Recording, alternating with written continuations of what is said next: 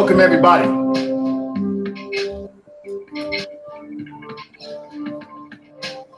Welcome, everyone. Lions Den, can you go ahead and give everybody in the chat room a little love, brother? I got you. We got COGs in the building. We got Clovis Ahmed's in the building. The Underrated Darkness. We got Brother Danubian. We got Robin, the Girl Wonder. We got Afrocentric Autonomy TV's in the building, and we got Gab Top Media's in the building. Thank you, Lions Den.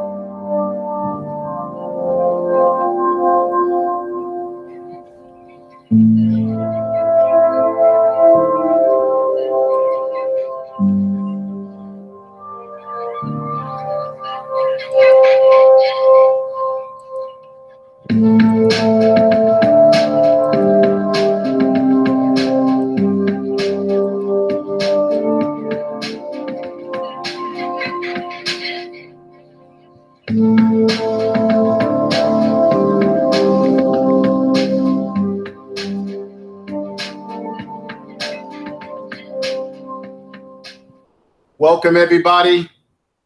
I want to say welcome to everybody in the chat room.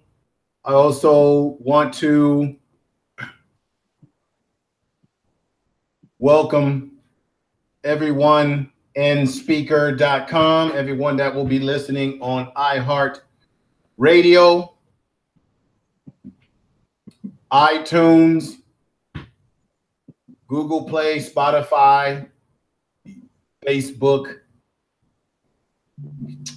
other various platforms that we try to engage ourselves on to get information out to our people.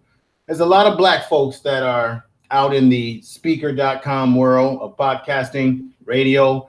Do we have a lot of folks out there that DJ, that have various shows on health, various shows on sports, various shows on life and general issues. And I'm glad to have the family aboard with us right now for this presentation. Lions Den, how you been doing, brother? I hear a lot of noise in that background. Well, I'm doing pretty good right now. All right, brother. That's good. So, as the title says, as the title is stated, we're looking at legal immigration, impact on wages, employment of Black people. So, what I want to do tonight is basically the basic thing is I want to take everybody on a journey that should open up one's mind of journeying of the bell. It's time for the school bell.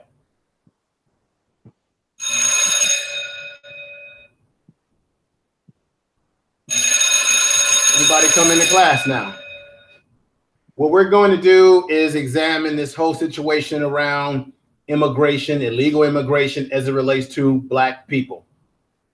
Now, I mentioned earlier in the live stream that I did just this week, where we examined the issue as it relates to the Haitians, for which a lot of them were offered to come to the United States. And then I guess when the United States felt there were too many sisters from Haiti, they turned their backs on them. They reneged on the deal. So you don't just have people from Central America, or even folks from Mexico that are at that border. You've got Black folks there, or what we would call Haitians. And I said in that video I did before is that we owe the Haitians definitely a debt of gratitude, because if it was not for the Haitian Revolution, we would not have the whole middle half of this country, which was owned by the French. It was the Haitians that drove them into they wiped them out financially, which caused the French to have to give up the whole middle half of this country as we know it. Everything going up the Mississippi, down the Mississippi, up the Mississippi, all the way into Canada, just the whole big ass middle half of the country. If you don't believe me, look it up for yourself.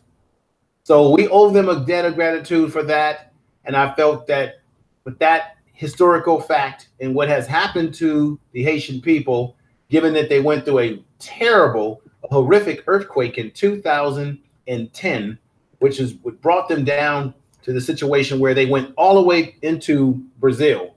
The jobs dried up in Brazil, which caused them to go into South America, into Central America, into Mexico, what we call Mexico, with the thought that they could come into the United States. Now, we know, and I said it before, that there's no guarantees when you do this when you do this. There will be no guarantees that you're going to get in this country. Okay. In life, there are no guarantees. Okay. We're also broadcasting on Spotify as well. Not Spotify as well. And we're also on Anchor, being podcasted on Anchor as well, which will be ported over onto Anchor. We're recording on that live as well. I want to thank everybody who is in the chat room supporting us. Lions Den, if there's anyone else that's come aboard with us, I know Gab Talk Media is with us. Underrated Darkness is with us. Sister Faith Green is with us. I think she's new to the channel. Make sure you subscribe if you haven't, sister. Thank you for being here. Tell all your friends, everybody you know about it. Name a few people that's in there. We've got some good people in there. Some good people. Oh, we got my man KD84, who's got the beautiful new avatar, brother. He got a new. You check out his avatar, Lions Den. Oh yeah, I love that new avatar he got. That's awesome. It's very awesome, brother. Very awesome indeed. And then name a few people in there. We got my man Morrison. Name these folks in there, brother. Oh, we got Clarence Ray with us. Let me see. Clarence Ray says, hello, how you doing? The information man. I had to stop by and say something, say hello. All right, Clarence Ray, brother, it's good to see you in here. You should come in the chat room a lot more often and get acquainted with folks. Let people know who you are so that they can subscribe to your channel. Folks, give him some love. Clarence Ray, subscribe to the brother's channel. He's doing the best he can to try to build up his platform. The brother's out of Georgia, I believe, and he just tells it like it is. He's raw and uncut. Check him out. We got Miss G. Peace again. She says the KD84. All right. It's Mr. G. I'm sorry. Mr. G. Or Miss G. Go on and give him some love, Lions Den. I got you. We got Kim Brown. I guess she's a new person in the building. We got That's Right. We got, of course, we're going back to, let's see here.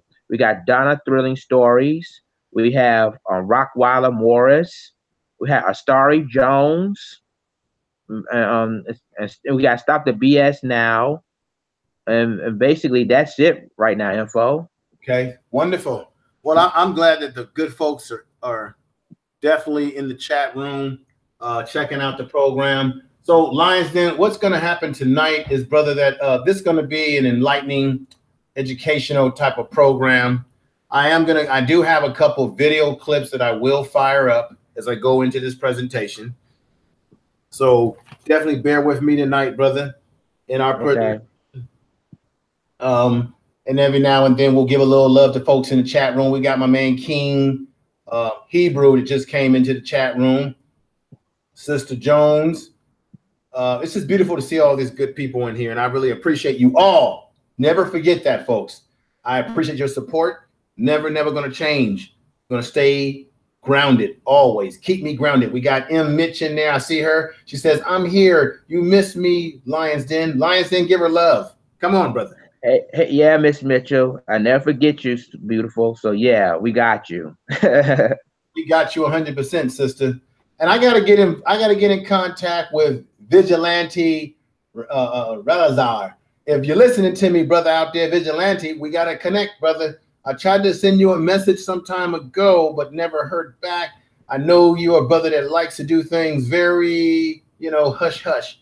So if you're out there listening to me, brother, get in contact with me. I'll get in contact with you. Now, let me give a commercial plug for Marlowe's Corner. Now, if you're looking for great boxing, if you're looking for great boxing commentary and great boxing action, Marlowe's Corner is the place to go, folks. Marlowe's Corner puts it where the goats can get it. They give you great commentary, great analysis. I think my man Underrated Darkness goes on the program every now and then and gives analysis along with these brothers. So check out Marlowe's Corner for great boxing. If you like boxing, folks, we got my man Gab Talk Media. If you like great media that opens up one's mind, media that is instrumental to our life from a Black perspective, you must check out Gab Talk Media immediately. Subscribe to the brother's channel, hit the bell for notification, check them out, support them, because your life depends on it.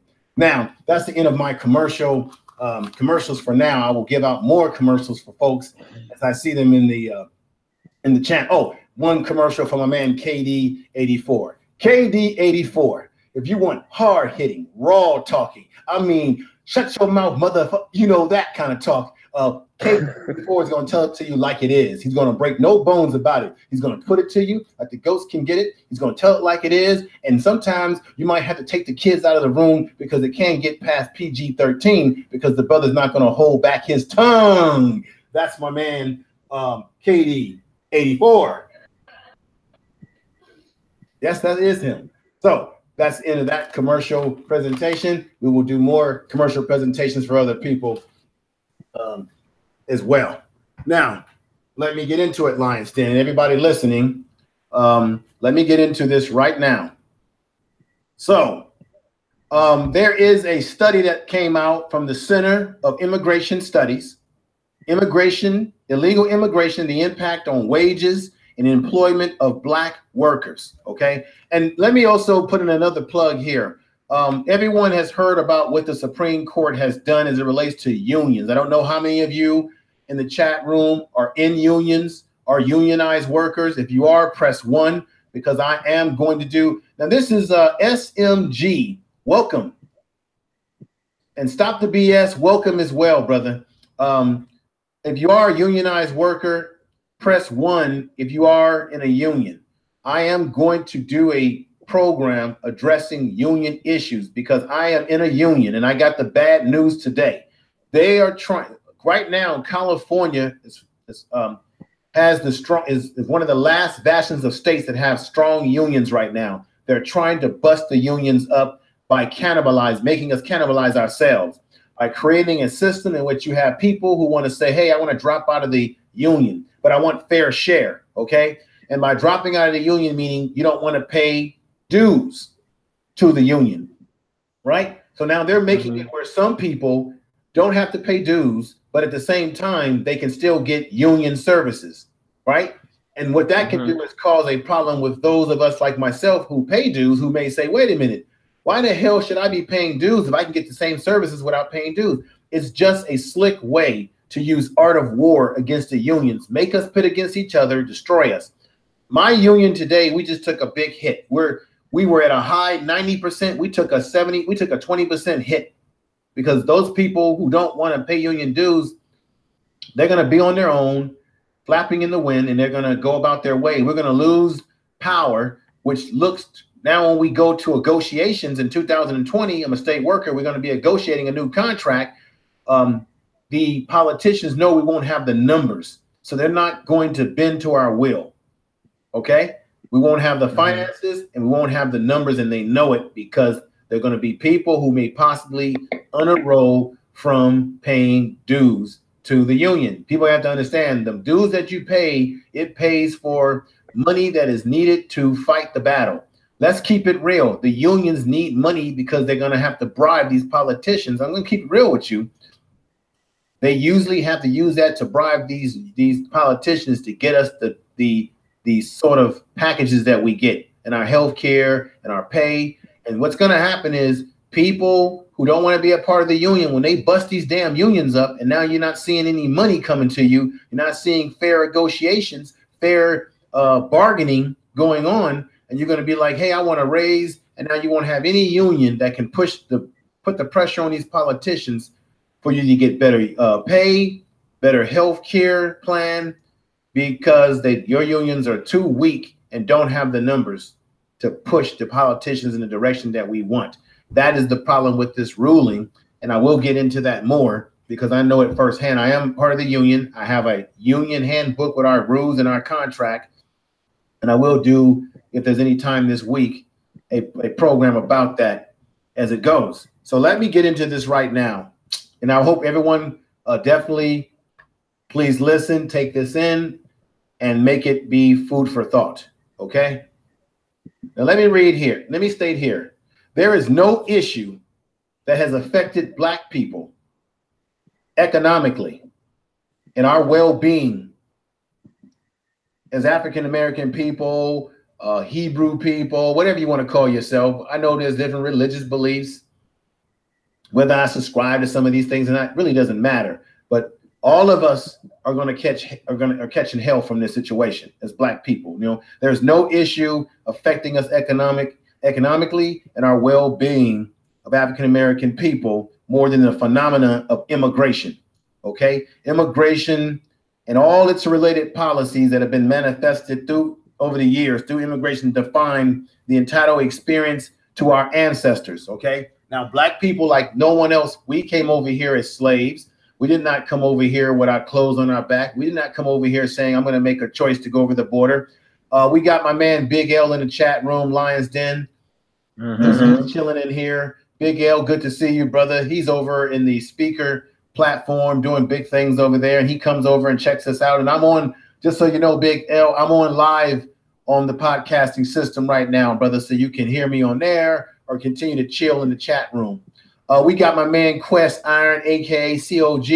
If you want a brother that can rap, a brother that is a hardcore producer of the music genre, to put that taste off your lips and to put that sound and get your ass shaking, your booty moving and rumping and tumping, check out my man COG. The brother is into the music game, into the rap game, and he knows his stuff. So get your ass over to him if you need music to be produced for you. If you need to get yourself started in the music game.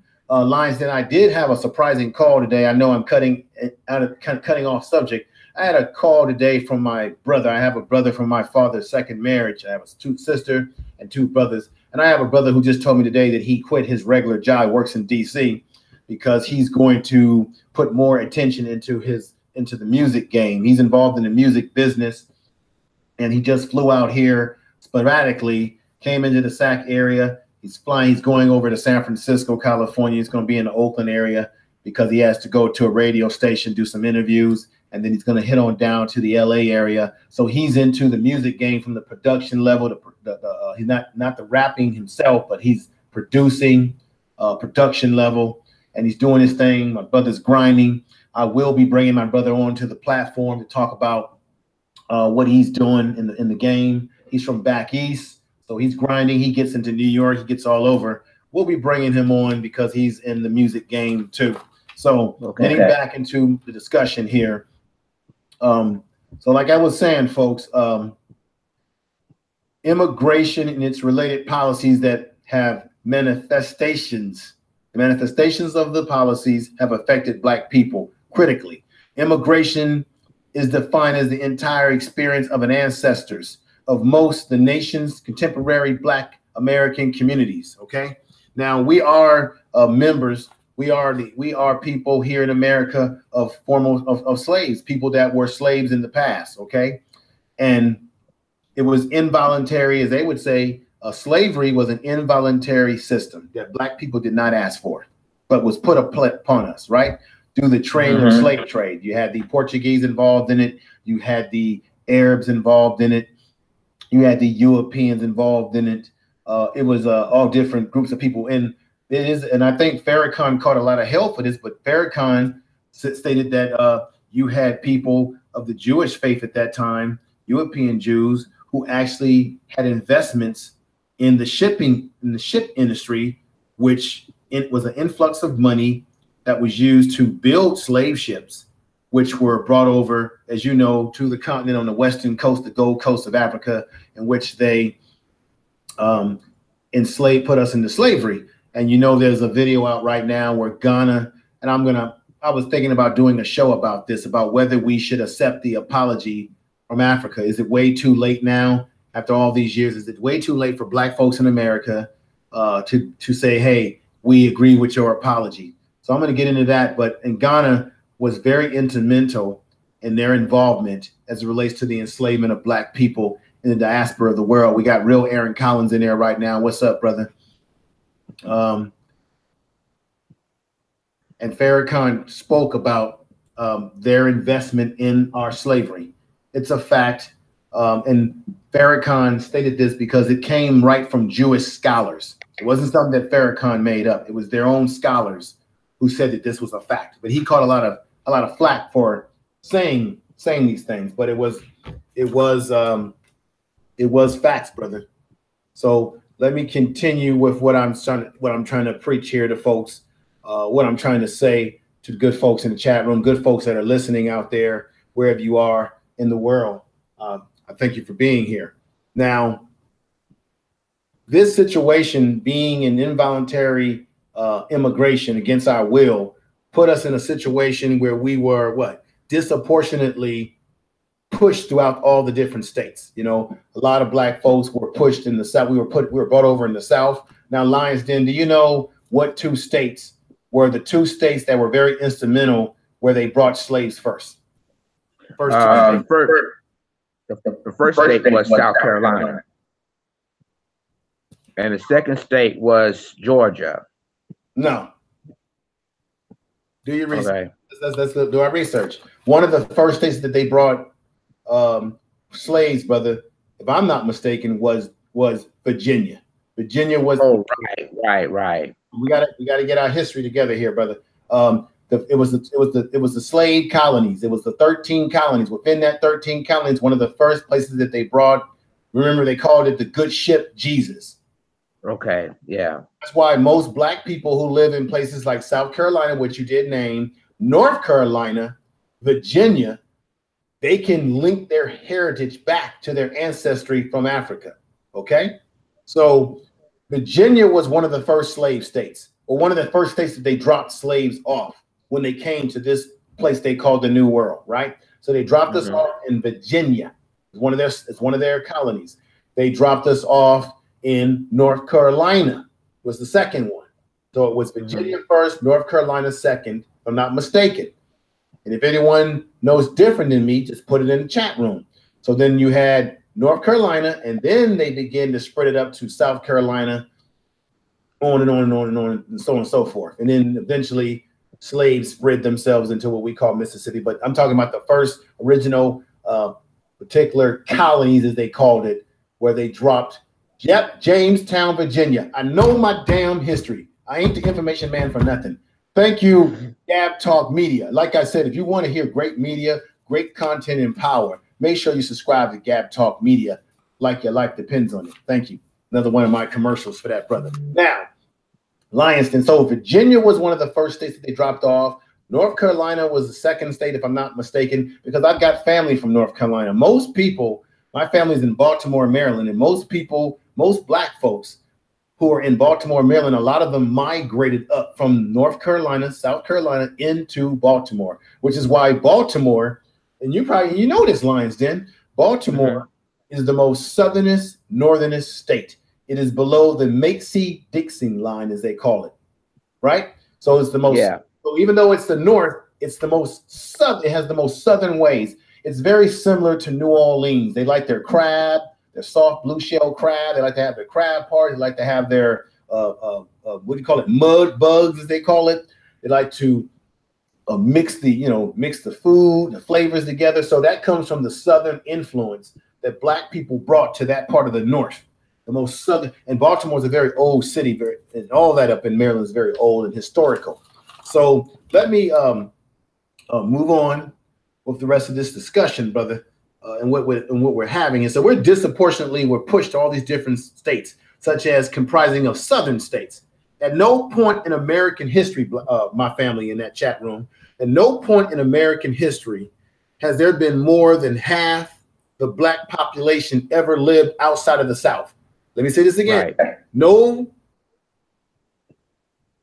There is no point in history that there has been more than half of the black population ever lived out of the South when they brought us here.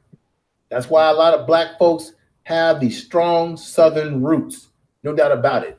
I mean, Joe Jackson, may he rest in peace, Joe Jackson was from the South before he got to Gary, Indiana, right? So he grew up very tough, the hard side of the road. My father is this way. He grew up in North Carolina, very hard side of the road, okay? That's why Joe Jackson was so tough on the family, okay? And I know they're going to disparage Joe Jackson's memory. The media is going to try to examine him, or is it being abusive to the Jackson 5? I'm going to tell you right now, Lions Den, I wish my father would have beat me to riches. Exactly. I know that sounds very slave-like, because that's where all that beating came from, Lions Den. It came from the slave experience. When the white man put that whip on you, that's the slave experience. And some would say that psychologically it had an effect on black people, to the point that we believe that the only way to discipline our kids or to discipline ourselves is to whip ourselves, because that's what was in the slave experience for black people. Okay. And where did the word cracker come from? Let me give you an education. The word cracker comes from the cracking whip of the overseer's whip. So when the white man would whip us in the back, it was the cracking of the whip. That's why it came. That's where the word cracker came from. A lot of folks think that it means, cracker, like the cracker that you eat, because the cracker is white, so that's a crack. No, it came from the cracking of the whip of the white slave master. That's where that word derived from, the cracking, whip, cracker. Okay. Now, let's move on with the discussion here, because of folks in there. I got to be cognitive of their time tonight. I know folks are tired, long day of work. So at no point will we ever, more than a half of the black people population ever lived outside of the South. Disproportionately tied us to the what? What was the one to it disproportionately tied us to what? Centuries. It tied us to the rural sector of the South. Okay, the economics of the South at that time were what, Lions Den? What was the economic power of the South? The economic power of the South at that time was, I guess, Lions Den, we got to get, get back into class, brother. We got to get back. We got to, as my man Keith Newsom would say, we got to read damn books. Let me just break it down. The power of the South at that time was the agriculture. We weren't in the industrial age yet. We were in an agricultural age. Agriculture was what fueled this country before the Industrial Revolution took over. Okay, so what was king in the South was cotton, baby. Cotton, molasses, all that type of stuff is what they were selling and growing. Tobacco, thank you. Yeah. What is North Carolina known for right now? And anybody in the chat room? Come on, folks. I'm ringing the bell. I want folks in the chat room to answer these questions. I'm taking you to school tonight. What was the biggest agriculture crop? Tobacco. Thank you. Sunny C said cotton, tobacco. Tobacco, slaves. That's right. Tobacco was the most potent part of their center of their economic power. Okay, so let's move on. So in that sector, black people spend a lot of time in the South engaging and being forced to push the cotton. Do you know, Lions Den, in some cases, white folks would beat black people if they didn't pick enough cotton? Oh, yeah. Yeah. If you came back with your bag of cotton and it didn't weigh a certain level, sometimes they would beat the crap out of you. And then after they beat you, send you back out into the fields to pick more cotton. Okay? Let's just be honest about that. Let's be honest about what is real and what is not. Now, let's go back. Let's get back into this now. Okay?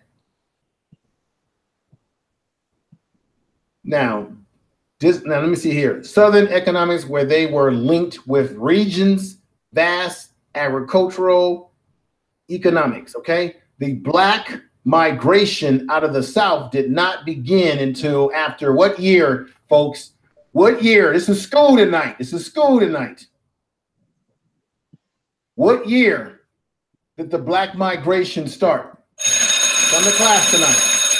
Come to class. What year? Migration out of the South did not begin until after what year for Black folks? I know somebody in there knows. Okay. Sugarcane was a big one too, August Dreams. Yes, sugarcane. That's what was being grown in the Caribbean. That's why they brought a lot of Black folks to the Caribbean islands, because sugarcane, let me tell y'all something. This is school tonight.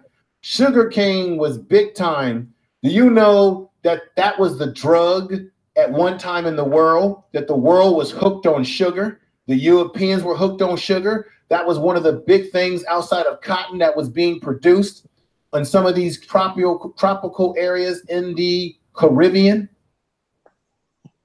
They weren't able to get the native people that were on these places to do this because they knew the land too well. They could escape away, but they were able to get Black folks to do this. Now, someone said 1865. Who's that who said that 1865, Lions Den? It's Cayman. Cayman said 1865. And that's serious. What? Z said 1920? That's incorrect. I'm going to tell you. Gab Talk Media. Yeah, Gab Talk Media says between 1916 and 1970. Okay, Gab Talk Media, I got to give you a clap. Wait a minute, though. Wait a minute.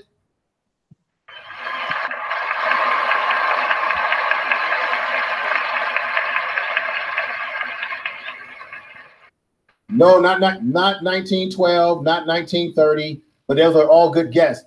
Gab Talk Media got it the best. He said 1916 and 1970. He's off just by one number. It's the 1915. So the year 1915, Black people did not migrate out of the South. It did not begin until 1915, okay, when masses, and this is during a time when that's when masses of our people migrated, okay, off.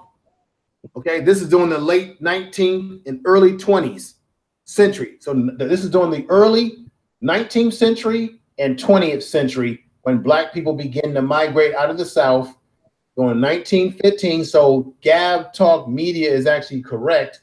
He just was one number up, which was 1916, but it's all relative, okay? So we didn't move out of there until that particular period of time, the 19th century and 20th century, okay? Now, from Europe and Asia were cut off by war, okay? So Europeans at this time, they weren't migrating over here quite yet. The Europeans have always come over here and explored. What we're talking about as we move into the more modern age, you had the Asian population, the European population, they were caught up in wars. They were cut off by war, okay? From what year was this? Let's break it down. From 1914 to 1918. So during the 1914, what was happening at that time? What was happening when I just said here that they were cut off from war? What was happening at that time between 1914 and 1918? What was going on in this country, Lions? Then what do you think? I think 1914 and 1918. I believe they just got home. I might be wrong, but I believe they got home from World War II, I believe. Oh, World War II is in the 1940s and 30s, going into the 1940s. Oh, World War I. World War I. So during that time, you had a World War I going on. You know what was World War I over? This is school tonight. What was going on that caused World War I? Information man. Barack Obama. You're listening to Lions Den and Information Man speak truth and power. Can anybody tell me in the chat room what caused World War I? What was the fight over? Okay, I will answer that. Africa. World War I was fought over who was going to control Africa, what they called the Dark Continent at the time. It was over who was going to control the resources, control the land, control the whole landscape from a point of view of resources, which is the same thing going on to now. So the more things seem to change, family, the more they remain the same. Okay. So in World War I, you had the French that were involved. Come on, let's go to school tonight. Who else was involved in World War I? The French. Who else? Right. See, I think the French. Let me see. The French, the Italians, the Germans. No, brother. The America was involved.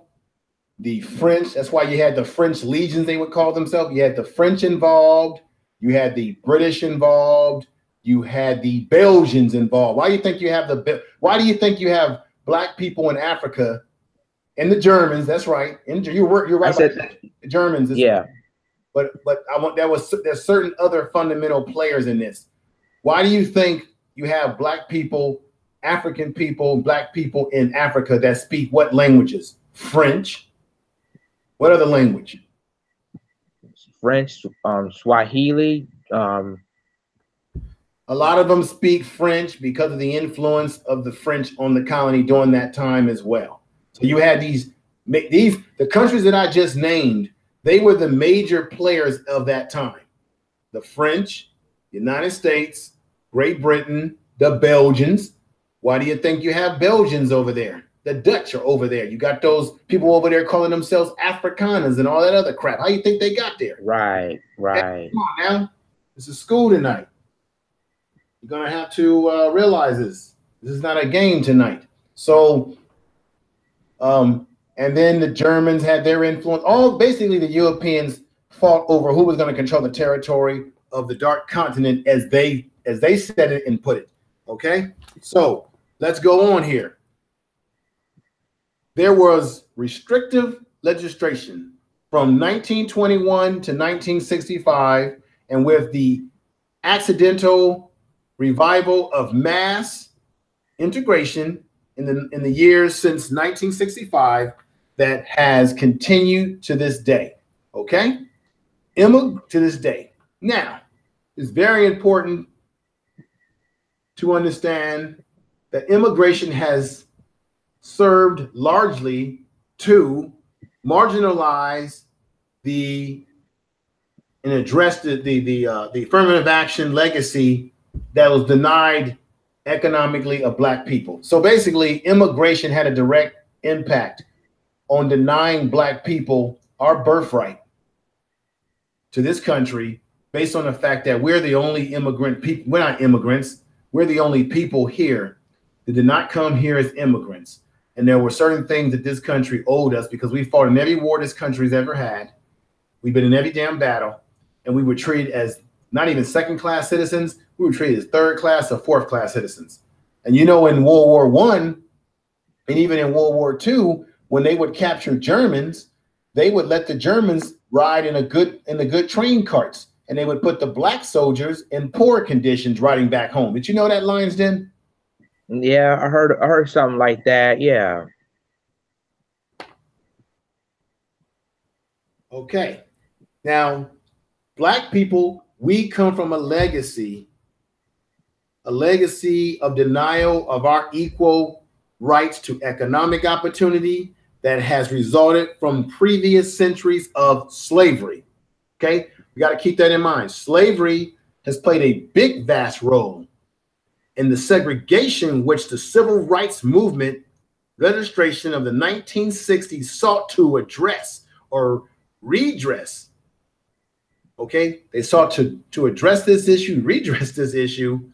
And the fact of the matter is that the post-1965 era of mass immigration, no racial or ethnic groups has benefited less or been harmed more in this nation we call America than African American community, Lions Den, and everybody listening. So basically, immigration came about at a time when black folks when we came out of slavery, when we were freed. Now remember, they say that Abraham Lincoln freed us. Abraham Lincoln only freed a few slaves as a form of economic sanctions upon the South. A lot of people, are you hip to a group, a fraternal group called the Golden Knights of the Circle? You had some of these white Southerners who had a contingency plan in which they believed that they were going to lose the war and that they were going to move their slave operations down to the Rio Grande of Mexico, the Rio Grande, if I'm saying it correctly. And they were going to move their operations down there. And the Mexican government at that time said, because they had already gotten rid of slavery, they said, no, you can't come down here. That's one of the reasons how the Alamo broke out. You know, they tell you the story about the Alamo. A lot of the Alamo story has a lot to do with the slaves that Mexico did not want these Europeans bringing into their territory. Okay, that's one aspect of it. Okay, that they don't tell you about in history. It's an aspect of it. So there's even rumors that Jesse, what's some of these gunslinging outlaws, because Europeans always make criminals out to be heroes. Let's say you got Jesse James, right? Jesse James was a member of this secret organization called the Knights of the Golden Circle. And they believe that the reason why he was going around robbing banks is because they were trying to collect money and fees for this new operation that they were about to venture in. So he never really got captured per se. He was robbing these banks. We think he was just robbing the banks because he just wanted to get the money for himself. The Knights of the Golden Circle, they had men going around robbing banks, collecting money for this contingency plan, this other world that they were trying to create near the Mexico border, near the Rio Grande. Go check out the Knights of the Golden Circle. Okay, so that's a little bit of history in that area, but let's get back to this. Let's not get off of this too far off of this. So we have suffered from racial ethnic group has benefited less. No racial ethnic group in this country has benefited less from immigration more than African American people, Black people. Okay, don't you ever doubt that. Okay, in no measure has it benefited us. Okay, now let me state this. In February 2008, the national unemployment rate for Black people at this time was at 4.8%.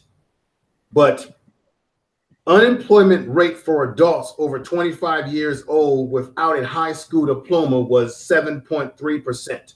Low skilled adults also often must compete with the youth. So if you're an unskilled adult, you're going to compete with the youth who are going for these jobs that pay you less money. Okay. Now, is there any good words in the chat room, Lions Den? Yeah, there's plenty actually, info. Okay, here we go. Let me start with Robin the Girl Wonder first. She says the Berlin Conference of 1884 and 85 caused Africans to speak French as well. Yeah. S. Wiseman says that war was not fought to end slavery. Slavery was not the cause of the Civil War. August Dream says Civil War was fought to preserve the Union, not because of slavery. Cyrus Z says Thomas Jefferson started the mass immigration of Europeans to destroy Black wealth and not share economic power with Blacks. Then the Statue of Liberty continued this policy. That's interesting. Well, let's see here. Go ahead and read. Go ahead. I was going to say this, folks. When I was in college, I took a class called Black Law, and it was taught by a brother who was a lawyer. So he was getting into. We were spending most of our time studying law briefs, how to write briefs, and we studied the Madrid case, the Board versus Brown of Education, Board of Education. We studied all these different cases, and we studied a very important briefing book called Bell's Capitalism and Slavery. get Bell's Capitalism and Slavery, or look it up if it still exists. This is a long time ago when I read this book. And in Bell's Capitalism and Slavery, it stated that Abraham Lincoln stated that if he could end the war without freeing slaves, that he would. That nothing was more important to Abraham Lincoln than reserving the Union. They could not allow the South to split themselves from the country. So that war was fought over who was going to control agriculture. The North could not afford the South to break away because the South had something very important. They had the agriculture control in this country brought to them by free slave labor. And the North had to break that up. If the North were such a place of freedom for Black people, why is it that New Jersey, okay, where Sister Lisa, say that last name for me, Lions Den. Lisa Cabrera. Lisa Cabrera sounds like a beautiful song. Okay. Lisa Cabrera lives. Do you know that New Jersey was the last state in this country to end slavery, as we know it, so-called slavery? It was a northern state. It was not a southern state. They had slavery going on in New Jersey, folks. And one of the original names of New York, for those of you that live in New York, it was once called the New Netherlands, because a lot of the Dutch people who came over here, they were one of the ones involved in its founding. The Dutch. New Netherlands it was called, and later it was changed to what we know as New York today. Another piece of history is that when you go to New York and you look at the Statue of Liberty, you really should be looking at a statue of a Black woman breaking her hands past the chains of slavery. The little Frenchman who designed the statue originally presented a statue of a Black woman breaking the chains of slavery. And he felt that America had come a long way in getting rid of slavery. And so therefore, many Dutch names in New York, Brenda Johnson. So therefore, he wanted to present them with something that represented that America had learned their lesson with slavery, but they would not accept his original design. I learned about this from Dr. Leonard Jeffries, who taught at New York University, I think at New York University, New York, of course. And he was on a program that I watched with one Khalid Muhammad, and he talked about, he found the blueprints, he found the documents showing that what you should see in the harbor of New York should be a statue of a Black woman. But this country could not handle that because that's too strong, that's too Black, that's too strong. Now, so take that in for food for thought.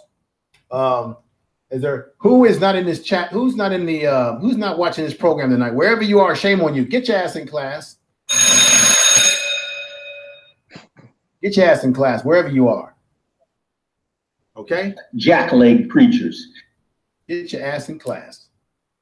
Most importantly. Information is power. So let's get right back to where we're going with this tonight. This is very important. So to just keep that in mind, in the post-1965 era and massive immigration, no racial ethnic group has benefited less than Black people. Now,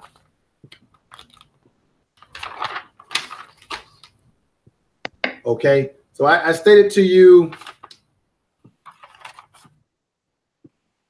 at 8.4, let me see right here. Okay, that was a skip right there. Let me see.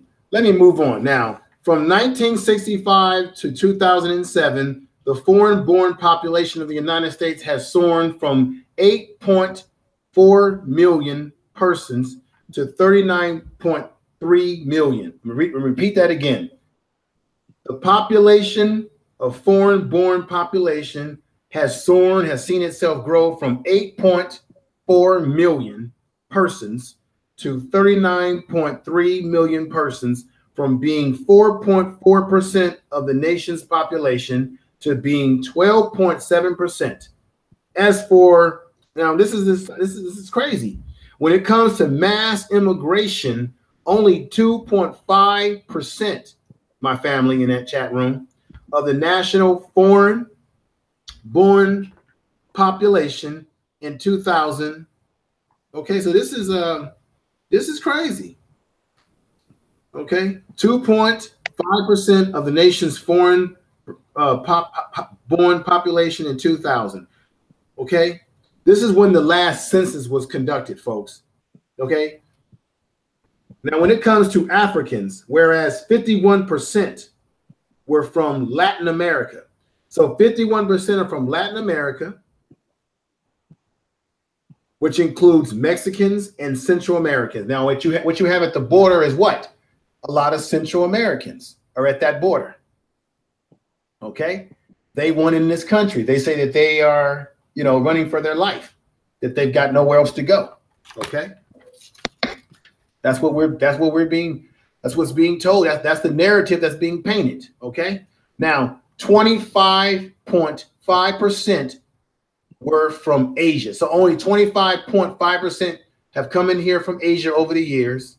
Okay, you've got a high number of people from Mexico and Central America at 51%. Okay, and 15.3% were from Europe. So you got 15.3% from Europe, European people coming in who have come into the country, people that resided from Canada, Australia, New Zealand, various Pacific Island countries. Okay, now in 2004, the surge in immigration led to the what? A replacement for the first time in the nation's history of Black Americans as the nation's largest minority group by Hispanics, who are now hold that distinction. So now Hispanics or Latino people that are of Latino descent, they are the fastest growing group in America, or the fastest growing definitely in California, where I live. Okay, now, as I said, they have the distinction as the fastest growing right now. Now, Black Americans, this is the bullshit right here, folks. You know what I'm about to say. What is our Lions Den? Everybody listening, what is the percentage of Black people in America? What is it? You know the bullshit. Lions Den, what is our percentage, brother? Our percentage basically was sort of like 70, 75%. No, brother. No. 13.5%. We talk about this on all the platforms. They got us down for 13%, right? I was listening to Lisa Carabaro, and Lisa stated that we got to be more than 13% of the population. But that's been a lie that's been told to us all these years. How the hell can Black people be 13% of the population? We still having babies, and we're out birthing Europeans in this country. We got high birth rates. Okay, so how can we actually be 13%? But that's the propaganda that they always say. So they've always had us at 13.5% of the nation's native born population. Okay, so Black people are seen as 13.5% of the nation's native born population. Okay, now let me let you know this. This is very important here. 7.8% of the foreign born population in 2000 was of Hispanic ethnic background. Okay, so you have, on the other hand, you have only 8.5% of native born populations, while being 45% of foreign born populations. So let me just say that again. Although Black people, melanated people, are seen at 13% of the nation's native born population, we are only 7.8% of the foreign born population in 2000. Hispanics, on the other hand, were only 8%. So they still beat us out. Now when you look at that, what usually happens to immigrants from other countries, immigrants that are of African ancestry, such as the Haitians, such as the Dominicans? What usually happens to them when they come over here, Lions Den? And anyone listening in the chat room? See, Brother, we just did a show about it the other night. The hate when black people come into this, come on, we gotta wake up. We gotta wake up. We gotta get that. We gotta wake up. This is very important that we understand this kind of material. Black people who come here from other countries, 9, 10 times when they come over here, whether it be legal or illegal, they get deported. Deported. What happens to most Cubans when they come over here and they hit the Florida coast? What happens to the black Cubans versus the white Cubans, Lions Den? Well, the black Cubans are basically they're being deported. They're keeping the white Cubans here in the States. Okay, Brother Duvian said you're right, Lions Den. Brother Duvian said we've been at 13% for 50 damn years. That's right. Robin the Wonder Girl, in Malcolm X's speeches of the 60s, we were at 12%. How the hell we only increased by 1% in 50 years? Correct, because that's been lied to us. We've been lied to, and we've been culturally conditioned to believe that that's our percentage. Can you read what my man COG said, Lions Den? Yes. He says, I do know that in 2012 in New York, more black babies were aborted than born.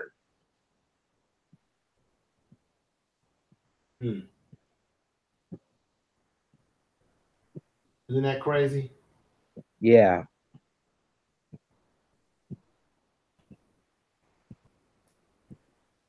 So let me anything else being said in the chat room, definitely read it, Lions Den. Okay. Okay, Sirius D says that the Statue of Liberty opened up the floodgates of European immigrants to keep the newly freed black slaves from getting work. Then the Hispanics/Asians flooded the workforce. No, brother, black people didn't get no work. I think everybody has it backwards. Black folks were always at the bottom when these immigrants came to this country. Black people were already catching hell and not getting jobs. So it wasn't like black people were just flourishing in all these jobs. I mean, most black people, when they came out of slavery into Reconstruction, what happened to us? And those of us who remained in the South during that time, what was the next job that black people had coming out of slavery into Reconstruction? What was the next job? Somebody in the chat room answer that question. Or Lions Den, answer it, damn it. Okay. Let's see here. According, I think Miss G said, well, okay, the next job I say is are they still picking cotton or tobacco? Sharecroppers. Yes. Who said sharecroppers? Brenda Johnson, Keisha Hill, Gab Talk Me all said sharecroppers. A clap for everybody.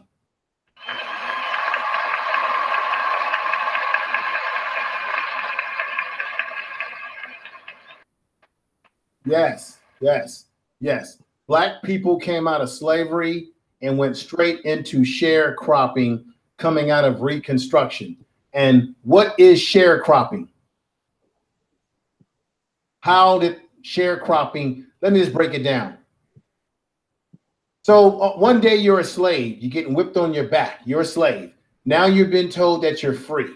So then you end up working on the land that you were still a slave, that you were a slave on at one point in time. So the white man now, instead of him giving you free room and board and whipping your butt all up, now he's going to give you a job where you're going to owe him money. So he may give you some land, some seed. What's that sound? He may give you some land. He may give you some seed. And he may say, okay, I'm going to give you some land to grow some crops on. And then I'm going to give you some seed. And I'm going to give it to you on what? Credit. And don't black folks get ourselves caught up in credit. Credit for us started, that's the first form of credit. You know what? The first form of credit that black people ever had was sharecropping. That was the first start of credit. because they would give you a little bit of seed on credit. Now, if your crop doesn't come through, and let's say something happens to your crop, you get a bad crop. What ends up happening, Lions Den? Let's say you start growing the crop on the land that he's letting you borrow. You don't even own the damn land, right? It's the land. Yeah. It's the land that your mother, your daddy, your grandparents probably worked as a slave, right? So now the land, you don't own it. The individual European gives you the seed to grow. You've got to make your crops come through well so you can make your money. And remember, he gave you the crop, he gave you the seed on credit, which means you still got to pay back the loan. What ended up happening to black people when something would go wrong with their crop? They get whoopings. God, Lions Den. No, brother. They were not slaves anymore.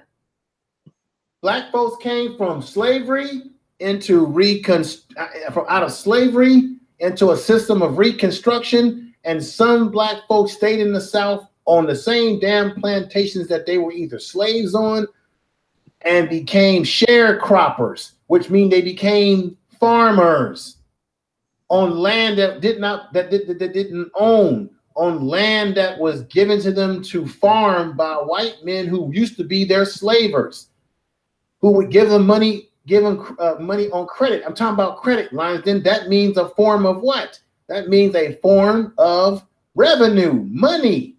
So, Lions, then if I give you some money, okay, I'll give you a perfect example. Everybody knows about Damon Dash, and what's going on with him and Lee Daniels. Lee Daniels owes Damon Dash $2 million because Damon Dash invested in his movie, the Precious disaster. And he hadn't paid Damon Dash back. He owes money. So once you get caught up in the sharecropping and you owe the person money, you almost become like a slave. They no longer have to whip you with a whip. You become a slave to the land. You can't leave because you got to keep growing and trying to pay back the debt from the last season's crop. And so sharecropping didn't do anything but keep black people poor, put us into this credit system, which is a disaster for us, and things like that, Lions Den. History is very important for us to understand. Let me see. Gab Talk Media says, became a slave again. Exactly, brother. We became a slave on the land again. This is what black people have gone through. This is why when you hear black folks talk about, well, what's wrong with black people? Why we can't do this and that? You got to understand, man. We went through a very harsh slave system. It worked on our mind. It worked on our bodies. And we continue to pass that legacy down to the next generation for generation. This is one of the reasons, amongst other many reasons, why black people don't have generational wealth.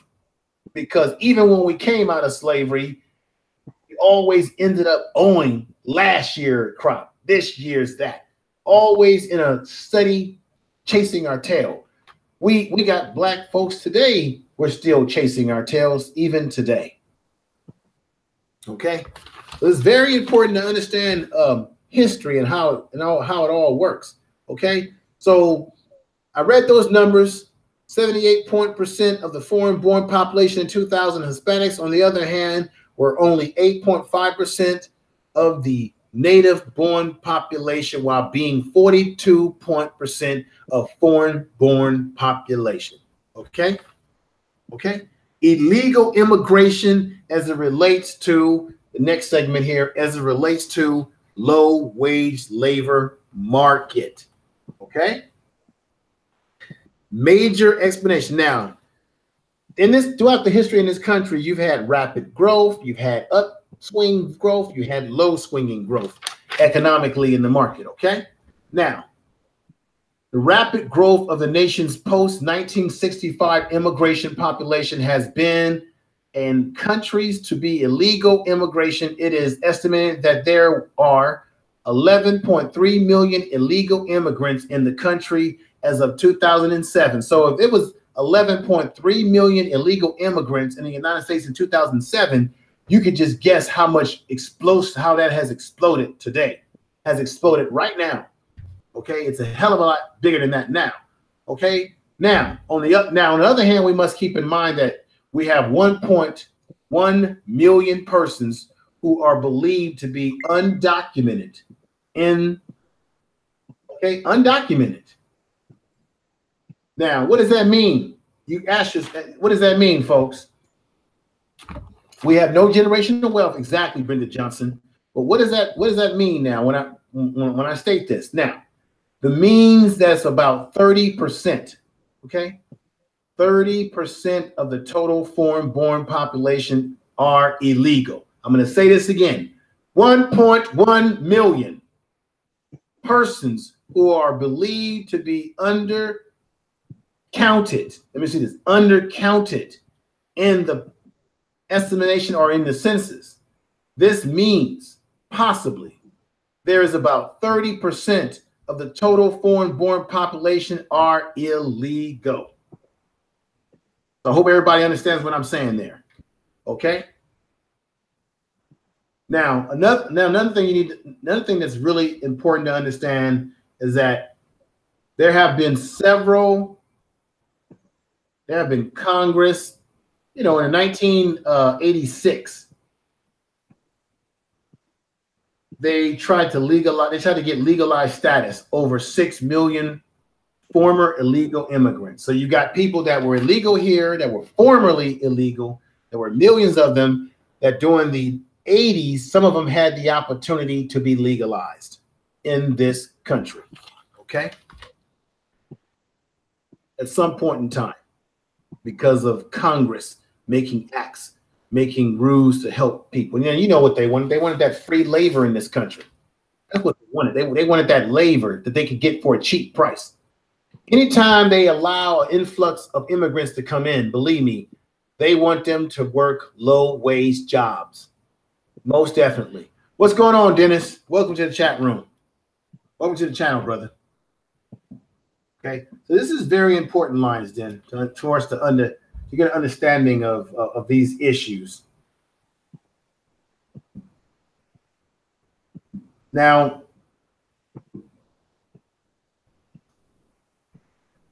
the most distinguished characteristics of the illegal immigration population is the human capital. They are expendable human capital that can be used for what? Cheap labor. This is a myth right here. Most people say that that people that come here illegal do a job that most Americans won't do, which is picking tomatoes, First of all, black folks, we picked in the fields for no pay. When we were working in domestic type jobs like that, agriculture jobs, we weren't getting paid for it. Okay. And in many cases, you can't make a statement that people won't look. If you pay people a damn decent wage, let's say they said, hey, if you wanted to pick some fruit, let's say they had a job saying, we'll pay you $75 an hour for picking tomatoes. How many people you think would be out there in line trying to get those jobs lines, then? Probably about a lot, pretty much. Like, brother, probably, we're talking about, I'm giving a fictional number. I'm gonna pay you $75 an hour. You're working how many hours a day in the field? You're gonna, let's say I give you a 8-hour day in the field. You know what kind of money that is, brother? Yeah, $75 an hour for 8 hours. $75 an hour for 8 hours. That's a lot of money. Of course, it's a lot of money. What my point I'm trying to make is that it's not that people won't work and do that kind of job. It's that we won't work and do that job for no minimum wage. Nobody in America who was born here is going to work picking anything, any damn agricultural food for no $3 an hour or $2 an hour. We're not going to do it. We will work a hard day's living if we're getting well paid and compensated. But they push a narrative that nobody would do the damn job when black folks were doing that job in slavery. And for the most part, we did that job after we were out of slavery. Most of your domestic workers were women, black women, working as maids in some of these European homes, right? Yeah. They're the babies of these folks, you know, and what have you. This is, you know, this is real stuff, man. This is the stuff that really goes on. Okay. Now, the most distinguishing characteristic of the illegal immigration population is they're just basically, like I'm saying, they're capital. You know, there's an old saying: the dollar is recoverable and people are expendable. Okay. Now let me just state this here. It's most important to understand. There is an estimation of 57% of the adult illegal immigration population have not completed high school, while an additional 24% have only a high school diploma, Lions Den. Okay? Less than 19% of illegal immigrants, adult population age, have more than a high school education as of 2007. And we can actually extrapolate that number a little bit higher because we're all in 2018, folks. Let's keep that in mind. Now, since most illegal immigrants historically have come from some of the world's poorest nations, okay, the quality of their education received is likely to be poor education, Lions In. So a lot of these folks that come over here, they have poor education. They come from poor conditions, which drive them to come here for what? They always say a better life. Okay, they're looking for a better way of life, a better life for their family. Okay, but a lot of these folks come over here with lower levels of education attained and are only part of their story. It's only a part of their story. Now, because of the low level of human capital and the fact that they often lack adequate English speaking skills, Lions Den, the vast majority are some illegal immigrants, workers are employed in low skilled occupations. Okay. And they can be exploited this way.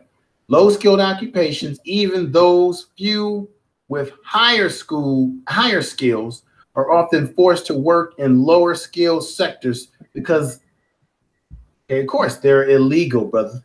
They're illegal. They have an illegal status. They often cannot use their credentials to get better jobs. If they came over here from Mexico or anywhere with maybe they had some professional skills, it won't be effective here when they are illegal. That's why you see a lot of illegal working in domestic type work, working in agriculture. And even where I live at, most of the people who do landscaping tend to be people that are Mexican descent that are doing the landscaping. You know, at one time, Black people were heavily involved in landscaping. You don't really see us out there doing that kind of work anymore. And you know how that usually translates. The more what happened is Black people, their goal was for us to go to college. You know, you heard that when you're growing up. I don't want you to do what I do, baby. Mommy or daddy, I work hard. I don't want you to do the kind of work I do. I want you to not have to work with your hands, not have to break your back. All right.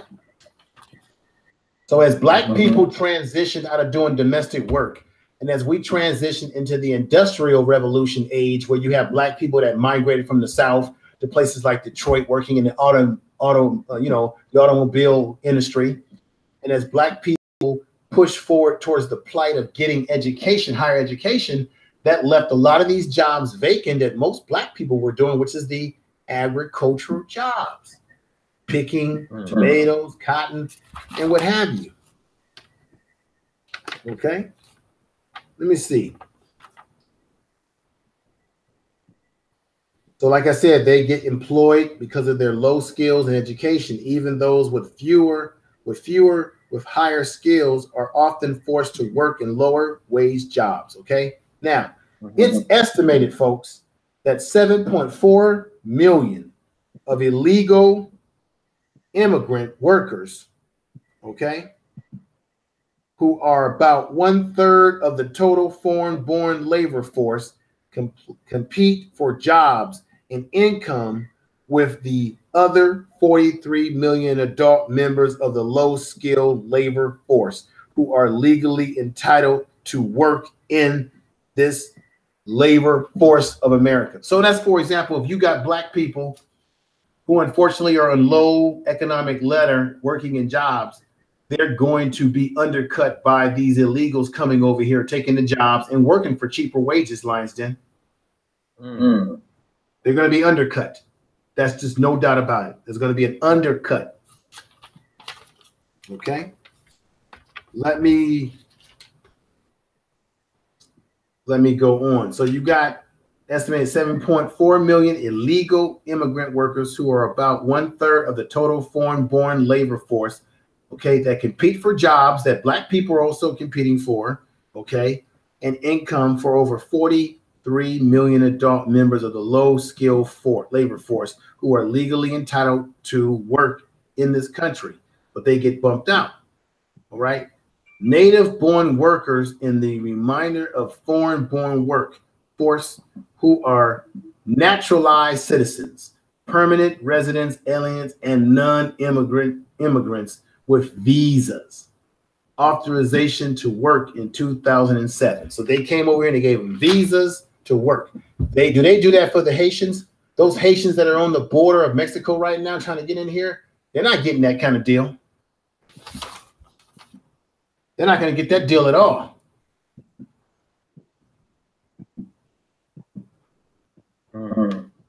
All right. Now, this is most important. Largely supported workers comprise the low-skilled labor force of the United States, and in part due to the fact that higher-skilled workers can and often do, Lions Den, higher-skilled workers in this low-skilled sector when they cannot find jobs for their talents that they have, right? Low-skilled labor market always has the highest level of unemployment of any of the segments of the United States labor force for whom educational attainment, which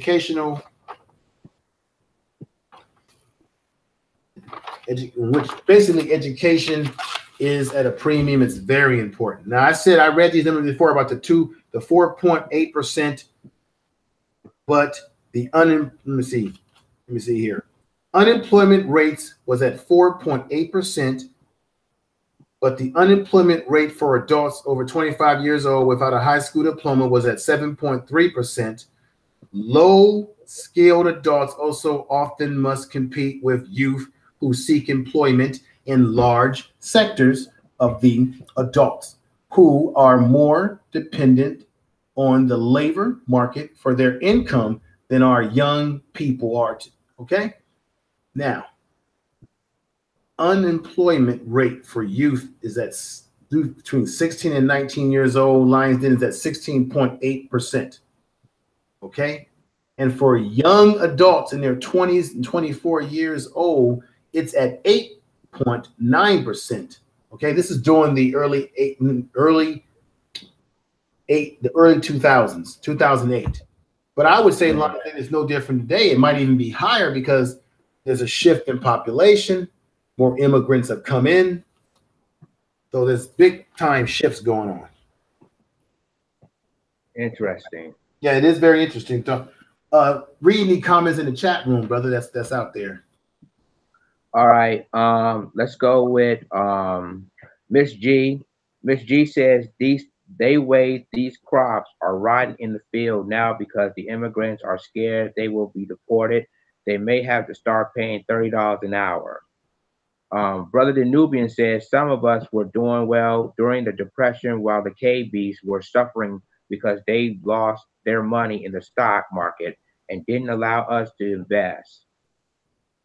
Okay. Macomb says there is still a high rate of Blacks and Asians choosing to work in the healthcare sector, e.g. nursing assistants, caregivers, nannies.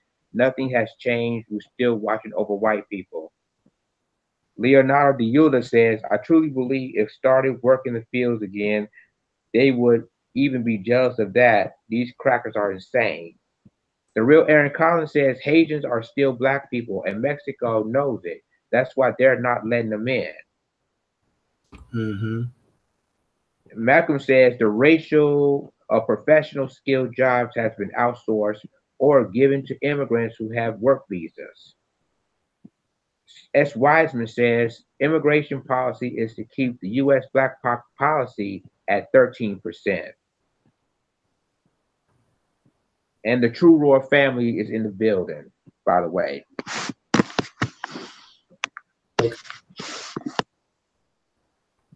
All right, brother, I'm trying to do something here. Okay, it's working for me now, finally. And let me get this on here as quickly as I possibly can. True Royal family, it's good to see you here, sister.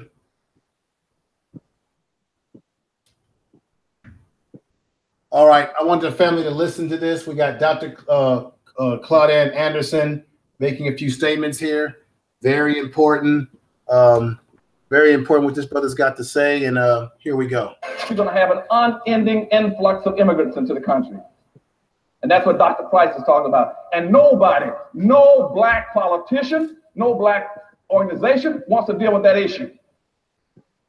They will avoid it at all costs, even though in their hearts they know that's one of the biggest problems for black folk. We anticipate in the next 10 to 12 years, approximately 8 to 6 million Hispanics coming into the United States and 41 million Asians. You have been the majority minority for 400 years in this country. You have been the #2 population for 400 years. You're going to get kicked out of being #2. You're going to go down and become #4. Now, common sense, even a third grade education would tell you, if you didn't get anything when you were #2,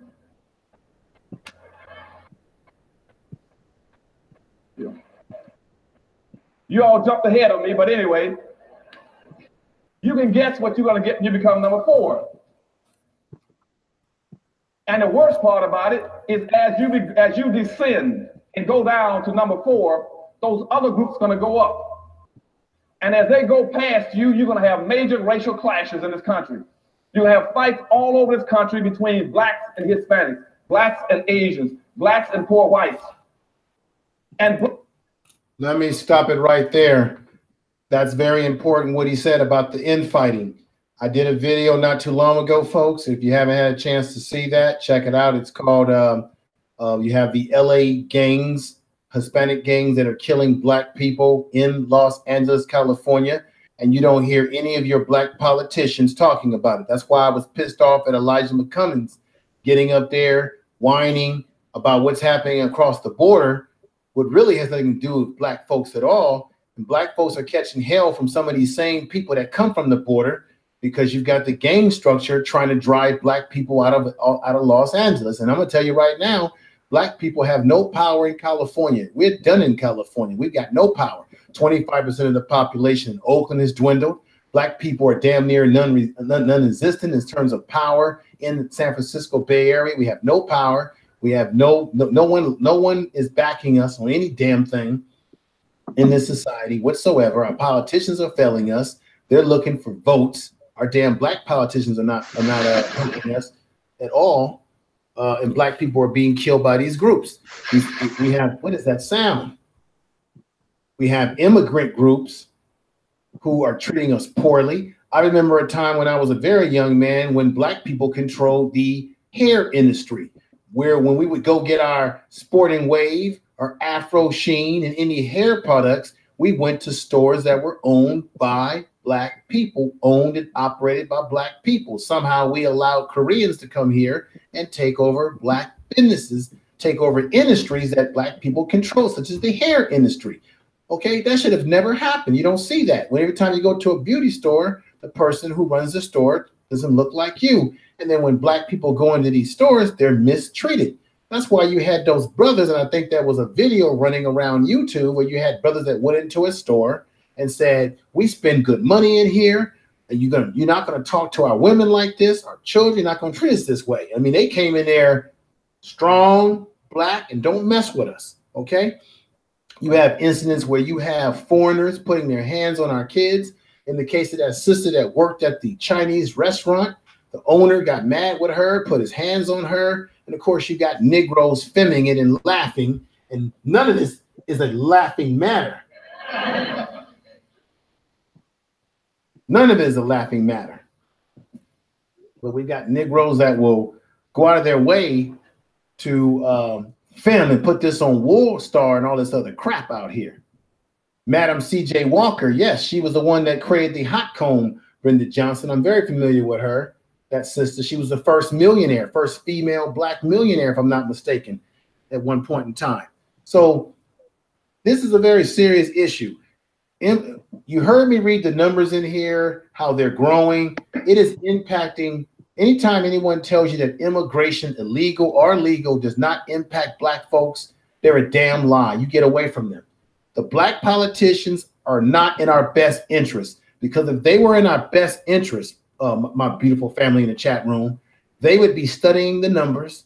They would be understanding that pushing this immigration issue is only going to affect black people. Ron James said something in their Lions Den. Remember the good old days when black owned BET and there were at least a good 10 solid sitcoms with all black cast? Yeah, I remember that, Ron James. You did have some sitcoms with all black cast, but keep in mind, most of these black sitcoms on TV are nothing but a throwback to minstrel shows, Amos and Andy type shows. My name is Kingfish. What the hell is that? My name is Kingfish. Sapphire. I'm going out with Sapphire tonight. Oh yeah, Sapphire. I got a hot date. Oh yes, that's that Amos and Andy crap. You know where that came from? It was white men doing radio and talking like they were black, and what they were trying to portray us is how we talk. That's how the Amos and Andy show got started. It was a radio show where it was white men sitting behind a radio studio talking in black lip. Okay, you got black face, black lip, talking like this is how black folks talk. Okay, shuck and jive type of stuff, you know, shuck and jive. So, you know, I'm just going to tell it to you like it is. There's no doubt about it. So, getting back to Dr. Claude Anderson and others. Black folk cannot fight all these groups. Everybody can not always be against black folk. They know that we are vulnerable and we are defenseless. And we cannot fight those groups.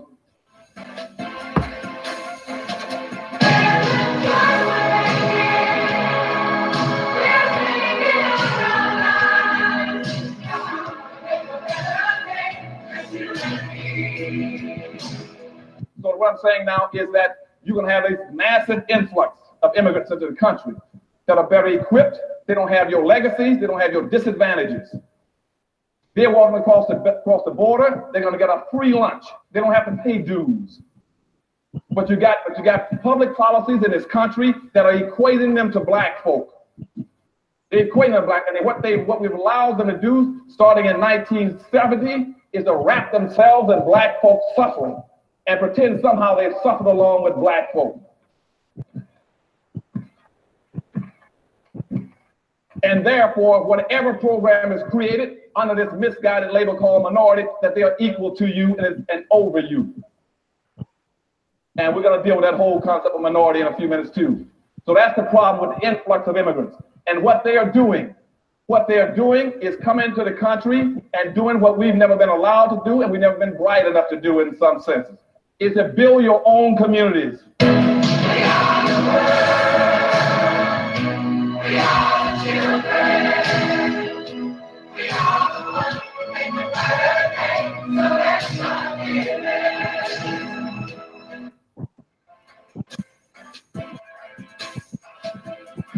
You gotta build your communities. You see, every group that when they leave their homeland, the last thing they do is look in the mirror. They look in the mirror and say, I'm going to America. And I'm gonna go to America, I'm gonna find me a community or neighborhood. Or I'm gonna build one with people who look like me. And so that's why you go all over the nation. When they're coming out of Asia, you will find Vietnamese towns all over California, little Cambodians. You'll find a Chinatown in every major city. You'll see the Hispanics coming. They'll build a little Mexico, a little Havana, a little Hialeah. You find little Italys, French towns, German towns, Greek towns, Polish towns, but you cannot find one black town. So we got major problems. That's the second thing, is dealing with this influx of immigrants. And what I'm telling you is that they're not coming in here to be your partner or your ally. They're coming in to compete with you. They're not coming in here to be your partner or your ally. They're coming in to compete with you. They're coming in to compete with you.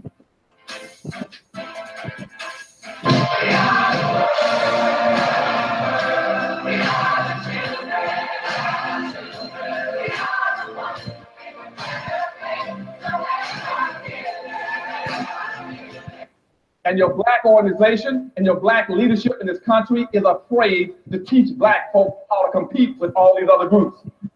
And they're afraid because they keep trying to create allies with them. You cannot ally with anybody who's planning on supplanting you. You see, if you go check the Council of La Raza, you check the Council of Salala, if you check the National Hispanic Defense League, if you check the National Hispanic Party, the first thing that all of them have is to change the issues in this country from white and black to white and Hispanic. They're planning on supplanting you. When the National Hispanic Party started in Miami in 1974, I was in the governor's office there. I was the only black in politics. That was the first item on their agenda, saying by the year 2000, they want to take blacks out of the equation. And that's why, as Dr. Price just said, that's why they control South Florida. They play to win. We play to play.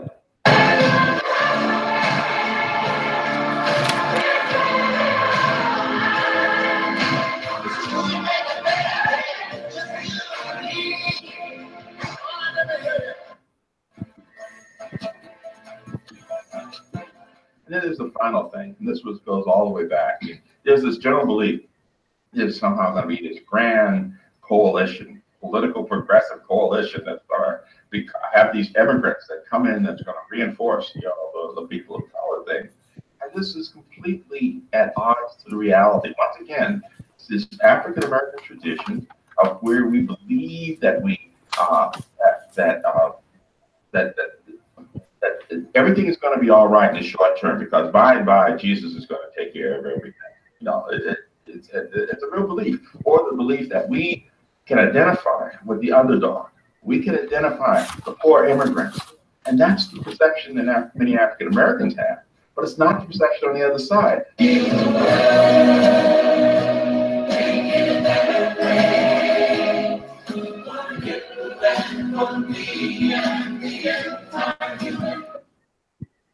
So Lions Den, everybody listening, that as you know is Dr. Claude Anderson. He makes very good points.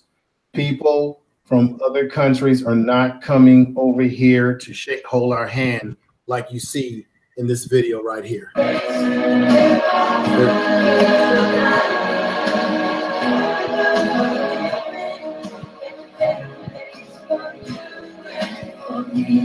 don't understand that the game is not played politically that way. One of the sad and tragic facts is that nobody really speaks for many of the grassroots, poor, less educated, working class Americans. In the Common Destiny study, which was one of the greatest studies that was done, and it became clear that no matter what the arguments are, that less skilled, less educated American workers are those most hurt by immigration. These are the ones that no one is really speaks for. No one really identifies for these folks.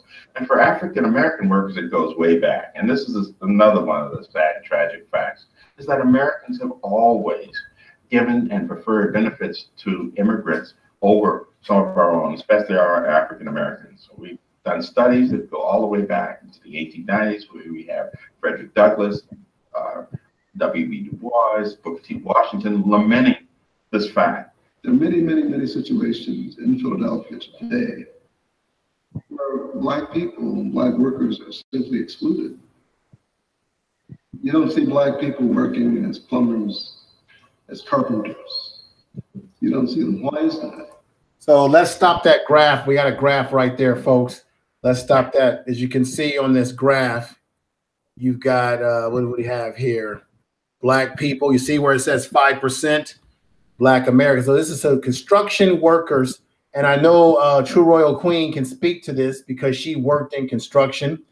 And I know she's been on many sites and has probably seen a lot of bullshit where you don't have Black people. Maybe I should bring her on the panel to talk about that for a short period of time before we end tonight. And so she is True Royal Family in the chat room tonight. As you can see there, construction workers in the United States broken down by race. You got 5% Black African-American males. Women comprise of like what? 2%, I think there. Hispanics are at 24%. Caucasians are at 60%. And I think Asians, if I'm not mistaken, are at 9% on this chart.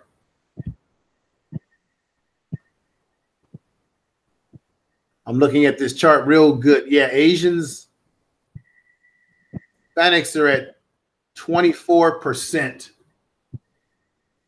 And I believe Asians are at 9%, 5% for African Americans. So we're very low on the totem pole when it comes to numbers in construction. Let me play this and then get into the next video.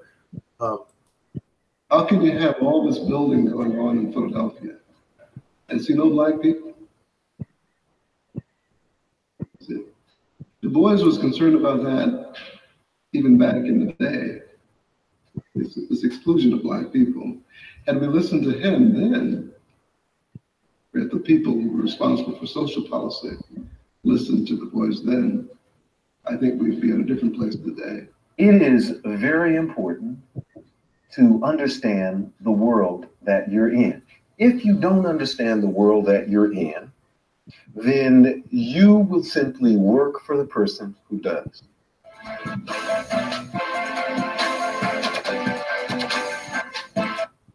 So let me stop that right there. Lionsden, can you read, before I set up the next video, a few statements that people are saying in the chat room, if you don't mind?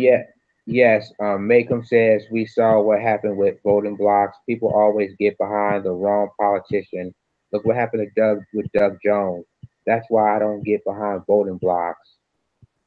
And she continued to say, you're basically fighting to keep the same system in place, talking about the Democrats and Republicans.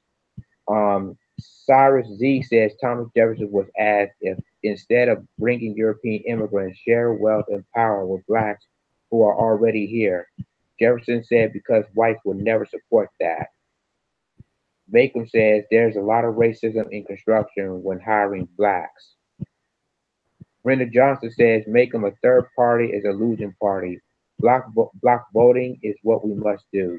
Check out Dr. Anderson's thought on that. Macomb says info. This is why I believe Blacks need to abandon the Democratic Party and mobilize a third party political bloc that speaks for Black issues. The two-party system has been a merry-go-round. Yeah, you know why the third party. I agree with the statements that were just made, but you know why the third party won't work in the United States is because you have to look at symbolism. Symbolism is very powerful. The United States government, they use the eagle as their symbol. Now, when an eagle spreads its wings wide open, what sides are those wings on? You got a what? You got a left wing and you got a right wing. Now, I know my man Q Newsom speaks that there's no such thing as a left wing or a right wing. Left wing or right wing in government, they're all the same. But both systems, whether it be Democrat on the left, Republicans on the right, are systems that were set up inherently in the system of this country, and they don't want a third party to strive. Even when the Tea Party seemed like a third party that was trying to take over, you notice they got most of those Tea Party folks out of there. Well, let me not say all of them, but I'm saying they don't have the power that they used to have now. You don't hear too much about the Tea Party anymore, Lionsden, right? Yeah. Yeah, remember Alan West, who was Congress? He came out of that whole Tea Party movement. A lot of Tea Party people, they only served one term and they were out of there. Little by little, they got pulled out of there. Now, I'm pretty sure a lot of these Tea Party members have sort of melted them. You know, they sort of went over to the Donald Trump. They're part of the Donald Trump movement. So they have just they have just rebranded themselves as part of the Donald Trump political system. Okay, and that's what they do. They cloak themselves. They rebrand themselves. It's the same old thing. Just like you got that white supremacist. You got Richard Spencer, and you got that guy Jared talking about, I'm not a white supremacist. I am an identity. I'm about identity. You know, he talks with that Bob Barker voice. I am about identity. White. I'm a white identity teacher. That's just a cloak and dagger way of trying to disguise your racism. I remember, if you ever get a chance, listen to a soundbite by Lee Atwater. Lee Atwater was a political strategist during the 1960s or 50s or 60s, in which he said that, after during those years, he said that you can't say words like nigga, nigga, nigga like you did in the 1950s and 60s. You can't say that because that's gonna get you in trouble. They're gonna call you a racist. You gotta get abstract with the racism. You gotta take it to an abstract level. So you say things like, instead of saying nigga, nigga, nigga, you say things like forced busing. Forced busing is going to be bad for the country. You're going to say things like states' rights, right to work states. You're going to say things that are buzzwords that are going to hurt. And the whole goal is to hurt Black people, right? So when you talk about forced busing, you know it's going to hurt certain groups, but you just don't come out and say it blatantly, right? So you shroud your racism. You shroud those horrific things that they called us, and you shroud it in another way to get back at us. And Lee Atwater was a political strategist that taught that strategy about how to be cloak and dagger when it comes to dealing with how to oppress Black people in America and suppress the political system. I was having a conversation as well with Oyapo this morning as I heard Lisa talk about people needing to speak in code. I think that we need to really adapt the code, especially when we're in these live streams, because I think we may think that they're shutting us down only because they don't like our message. But YouTube has all these guidelines for hate speech, and you already know that they don't want us on here, folks.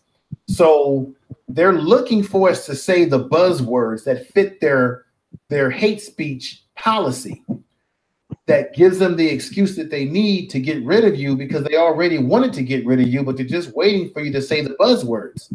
That's why when we're doing these live streams and you come on the panel, we need to speak in code because you have to understand something, and that is you might say something you may say something out of your mouth, and you're not on, and you got to remember you're a guest on that person's channel. You could say something that could get that person to lose their channel. I could say something that can get a person to lose their channel because they're going to use their guidelines to get rid of us because they want to get rid of us anyway, but they want to do it legally.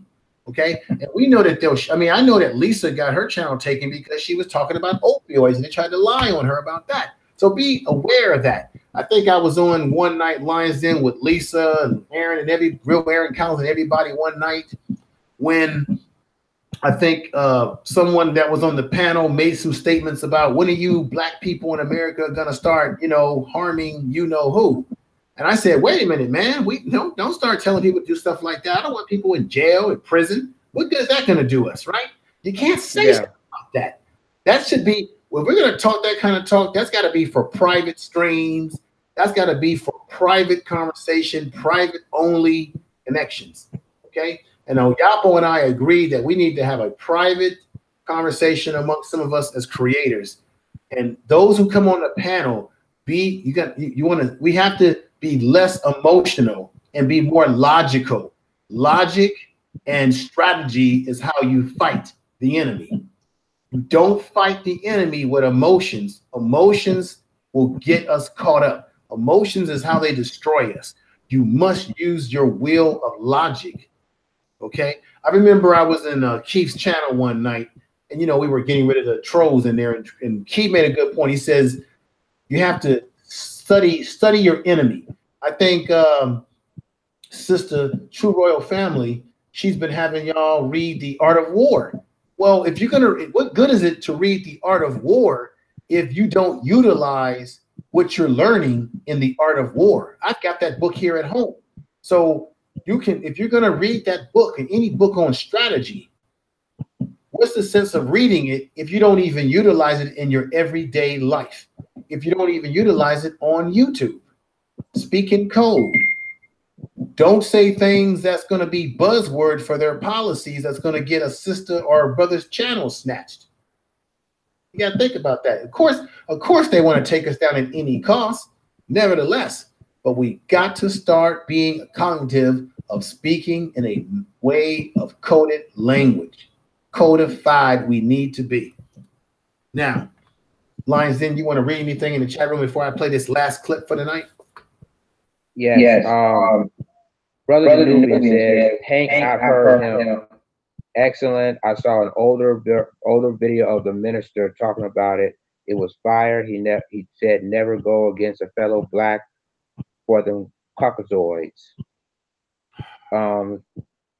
Macom says, I saw a doc about Lee Atwater a while back. It was called Boogeyman, and I highly recommend people to check it out. See here. Okay, Miss G says Black folks zombie vote, don't know where the candidates stand. The real Aaron Collins says, so basically Richard Spencer is a proper white supremacist.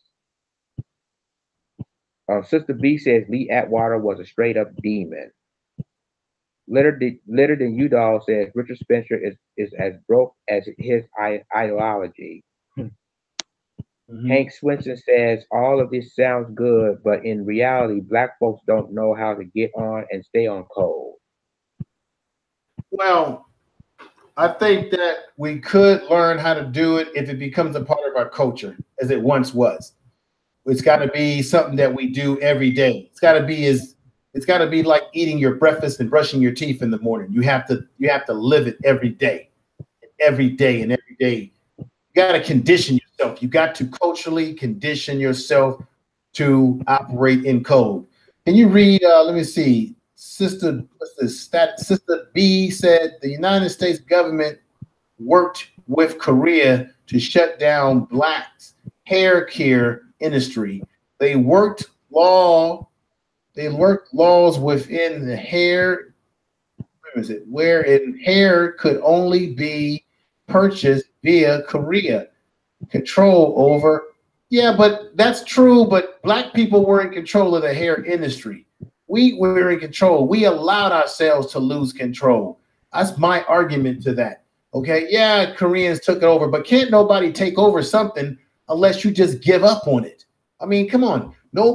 Anything that's worth having, you don't just give up. You just don't let people take you over. You got to put up a fight. Okay, that's just the bottom line. We just can't lay down to everybody. You think that Asian people and other groups of people in this country are just gonna lay down and let us black people do stuff like that? That would never happen. That's like, for example, that's like if one day black people woke up and said, let's take over the Chinese food industry.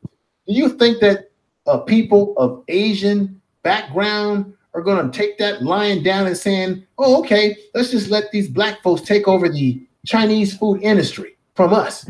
You think they're going to let that happen? They're going to put up a damn fight. No, they're going to put up a fight. I'll give you a perfect example. When I was living in San Francisco, I was in my 20s. There was a brother from Nigeria or Ghana or somewhere. He opened up a store. He had a store, and I would go out of my way to walk to his store to what? Patronize this black man, right? Do you know that you don't really make your biggest money just selling regular goods? You make your biggest money selling the liquor. So he was trying to get a liquor license, right?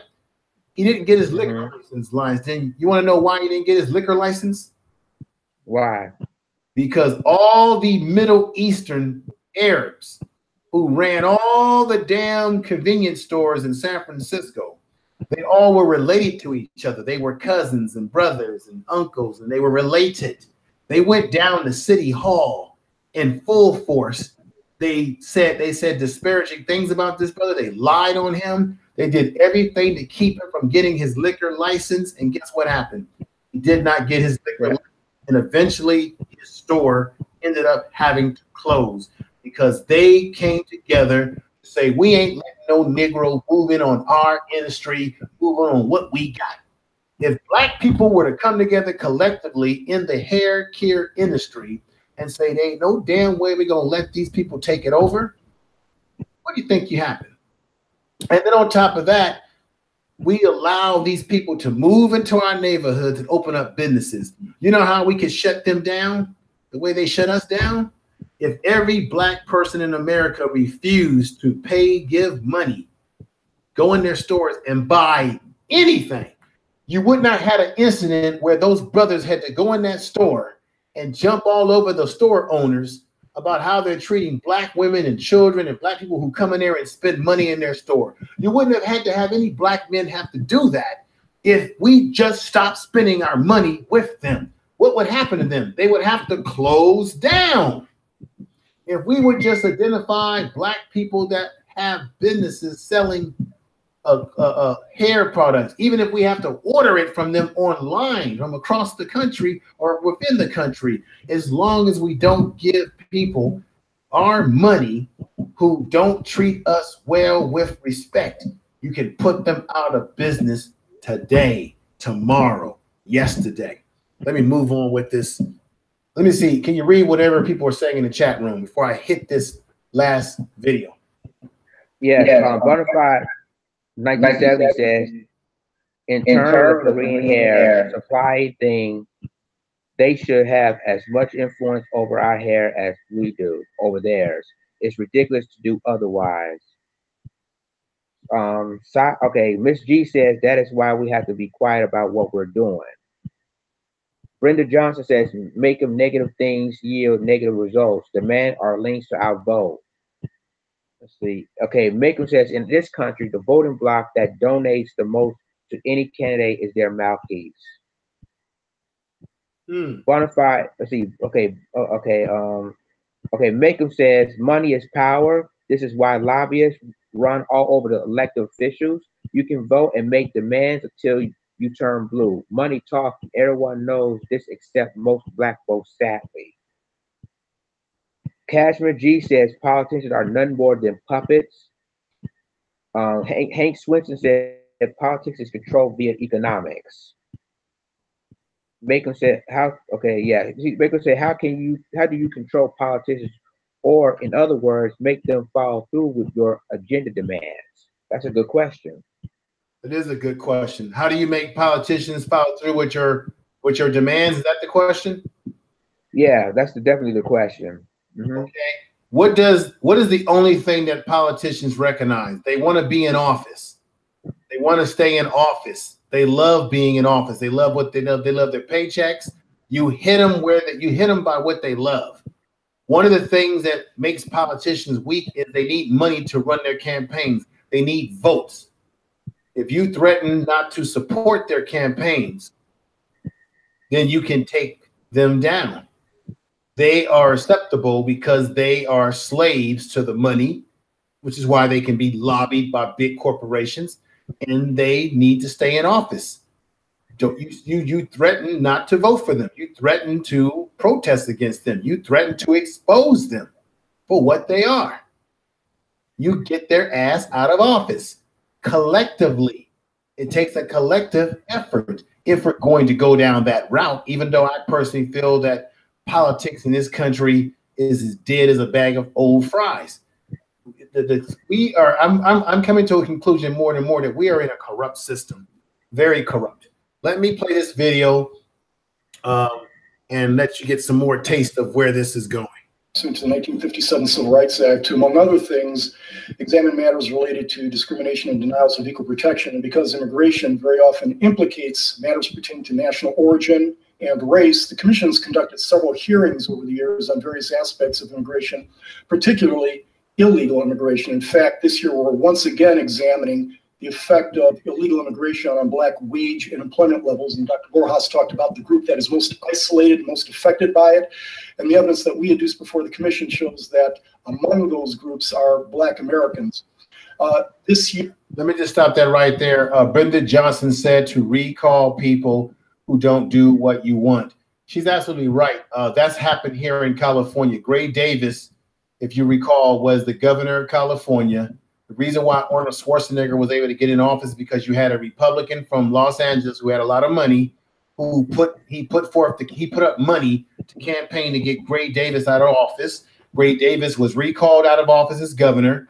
The politician, the rich politician, he was not able to win the election. It allowed for Arnold Schwarzenegger, who, by the way, wears a Nazi belt because his father, his grandfather or great-grandfather was a Nazi. I think his grandfather was a Nazi. You know, during the time when he was governor of California, he used to wear this Nazi belt. Okay, I don't like Schwarzenegger. He did a lot of horrible things as governor in California. So when he was governor, he became governor by default because people got caught up in the fact that he was a movie star. I'll be back. And people got caught up in the fact of who he was married to instead of being caught up in his politics. Okay, so they voted for this fool, not once, but twice. Very bad situation was brought upon us by having this fool. And we should have recalled and booted him out of office as well. Okay. If you want to get a way to get pushback on your politicians, you got the 5 Calls app that you can download on your Droid phone and your iPhone, stuff like that. Lionsden, can you read the next statement in the chat room? Yes. Sister B asks you, Information Man, can we get most Black YouTubers together to support Dr. Claude Anderson with Freedman lawsuits and start Black businesses districts in Black areas? Tariq, Black Authority, or the Vibe Show? What I can do from my vantage point, I can only speak for myself, is that I'm more than willing to do advertisement for Black businesses, which I want to do, which I plan to make contact with Black businesses in my area. I want to do advertisements for them. You know me? Like, for example, we were talking to Brother Youssef of Black Junction TV. I'm going to get in contact with him again about those damn shirts. He needs to get shirts made that we can wear on our individual channels to promote Black Junction TV. So if I take the time to identify Black businesses in my area, walk into their establishment, tell them who I am, introduce myself, and say, "Hey, I'm willing to give you advertisement." Okay, you know, how would you do a fair exchange? Hey, I'll give you free advertisement. Hook me up with some gear. Let me wear a shirt with your store name on it. Let me get some, you know, you could do exchanges. Sometimes it don't always have to be money. It can be other exchanges that you can do with folks. But just to advertise businesses, I think we should all do a show, which I plan to do a show where we talk about where you can find Black businesses all over the country. I have to also remind everybody that I need to find my documents because I do plan to do a show about if you have family members that have felonies coming out of prison, they can be gainfully employed because I have a bunch of lists that I got from work about jobs of employment coming out of prison. And they ain't all fast food jobs. We're talking about tech jobs. We're talking about jobs with real industries. And then you always want to promote not just getting a job, but you always want to promote having your own business. Okay. So I totally agree with that. We should do our best to promote businesses. We should do our best if we are going to use the political game. We should do our best to encourage people to get registered to vote, to understand what voting means, what it's about, if you believe that it can still help you. What's up, Marlo's Corner? I see you back in the chat room. So we have to be willing to think outside the box and identify Black businesses and make contact with them and let them know what you're doing. So let's play the rest. Let's play this. Here again, as I said, we'll be examining that. But one of our most recent hearings was on the effect of illegal immigration on Black wage and employment levels, and the evidence that we gathered shows that unequivocally the. Let me stop right there. I'm sorry, everybody, for interruptions. Brother Marlo's Corner says he has a website that he's trying to get off. I can't make out the other words, but he has a website. He's trying to get it going, I guess, or get it off the ground. I think that's what he's saying. Let me play this, a little bit of this before we come to a conclusion. Employment levels of Black Americans are are disproportionately adversely affected by illegal immigration, particularly when it pertains to the effect on Black males. It should be noted, I think, that the witnesses that appear before the commission were experts and scholars on immigration that spanned the ideological spectrum. And while they may have disagreed with respect to policy and maybe matters of degree, every single witness before the commission agreed that illegal immigration has a decidedly negative impact on the wage and employment levels of Black Americans, particularly Black males. And the evidence shows that the reason for this is actually pretty basic. Black Americans, especially Black males, are disproportionately concentrated in the low-skill labor market and are disproportionately more likely to have no more than a high school diploma. Likewise, immigrants, disproportionately concentrated in the low-skill labor market, disproportionately more likely to have low levels of academic achievement. And these two groups compete with one another in the low-skill labor market.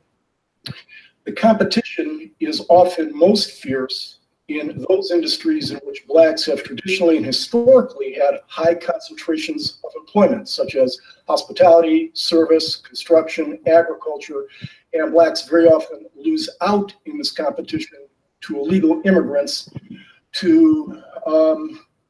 for a variety of reasons that are self-evident. Certain employers prefer to hire illegal immigrants. As Professor Vernon Briggs of Cornell School of Industrial and Labor Relations noted, it's not because low-skilled American workers, regardless of race, are unwilling to perform such jobs.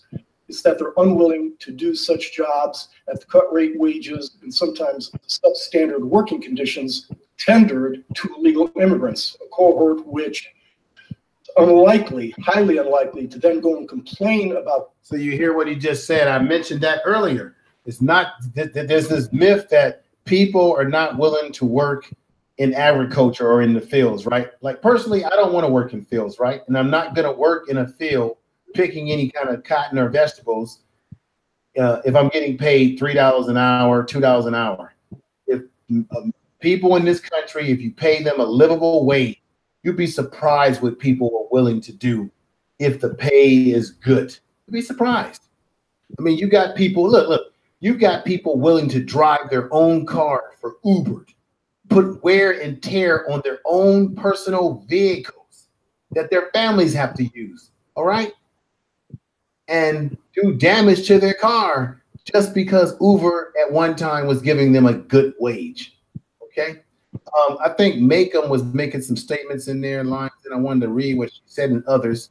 If you can make out, Macomb said, all you need is a few hundred people willing to make an effort to mobilize a strong voting bloc that is financially capable of having political power. And that's true. That's true. Has some good points there. Has some good points there. Let me see. Brother Dubian, if you've been on YouTube for over a year, you shouldn't be able to consult someone by now about how to make people what mods. Wait a minute. If you've been on YouTube for over a year, you shouldn't be able to consult someone by now. I don't understand what that. I don't know. I don't know. Brother Duvian, what are you talking about, Brother Duvian? What's going on in there? Let's see. I've heard that tired argument before when it comes to certain groups not willing to work in the field. You pay people enough, they will. Yeah, that's what I'm saying. If you pay a fair wage, you'll be surprised what Americans will do, what people will do. They will hustle. You're gonna need, okay. Let me finish this video, finish playing some of this video, and it will those conditions to OSHA, EEOC, or the Wage and Hour Division of the Department of Labor. And we see that this competition is most pronounced in large metropolitan areas. The effect, the deleterious effect of illegal immigration on the low-skilled American worker is most severe during the current economic stagnant times. Since the beginning of the 2008 recession, there has been an increase of 2 million working age Blacks in the population. However, during the same period of time, the number of blacks currently in the workforce was also 2 million less. So that there's been no net increase in the number of employed blacks, despite a substantial increase in the black population. And what's curious about that, though, is during the same period of time, 4.4 million more foreign-born workers were employed in the United States. And this has substantial negative sociological implications also. Unemployment is linked to higher incarceration rates. Both are linked to lower levels of family formation. Indeed, research shows that immigration accounts for 40% of the 18-point percentage decline in black employment levels in the last several years. An 18-point decline is hundreds of thousands of blacks without jobs. In addition to depressing black employment levels, the evidence that we adduced shows that illegal immigration, frankly, any low-skilled immigration, tends to drive down the wages of jobs that are existing or available for black Americans. One study, in addition to studies that we've reviewed from Dr. Borjas, an economist from the Federal Reserve Bank of Atlanta showed that for the increase in the undocumented worker population, there has been a $960 reduction in the wages of the average Georgian worker from 2007, between 2000 and 2007.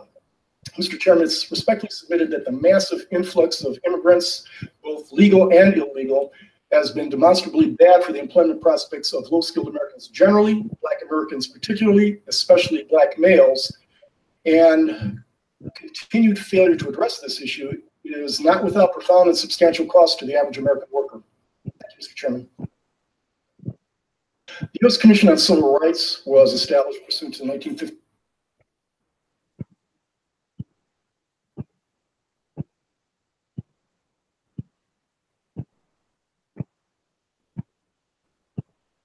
Okay, everybody. So there you have it. I did leave a couple of links in there.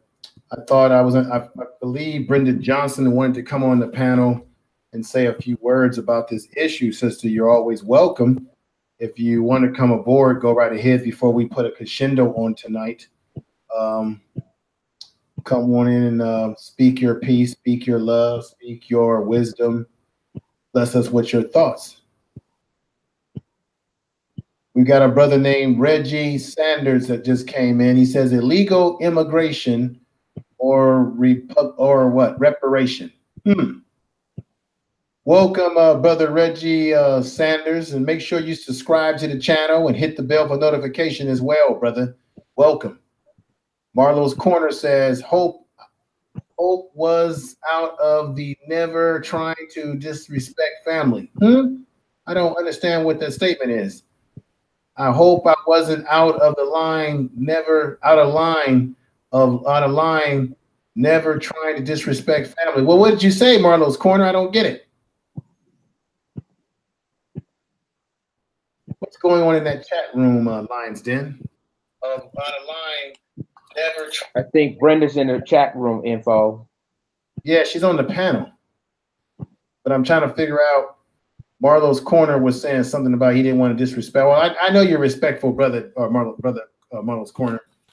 I hope everything is fine with you. Once again, he's got a beautiful program over there. Great sports, great boxing, commentary, and analysis. Make sure you support the brother. He's got a great thing going on over there. So, Sister Brenda Johnson, how are you doing tonight or this morning? Unmute yourself, sister, so we can hear your voice. All right, how are you doing this morning? Okay. Good morning, family. Good morning, Infoman Lions Den. Hey, good morning to you. Thank you. Love you. Good morning. It's 7:23 a.m. No, this is a great show, brother. It's really nice to wake up and get some knowledge first thing in the morning. Oh, thank you, sister. It's wonderful. I just wanted to say a little bit about, you know, Dr. Claude Anderson. I've read a few of his books, and you know, he's got some videos out there on YouTube that we really need to look at as a family, because he's got this immigration situation. You know, he's defined it perfectly. He's defined it perfectly in terms of what it means to us as a people.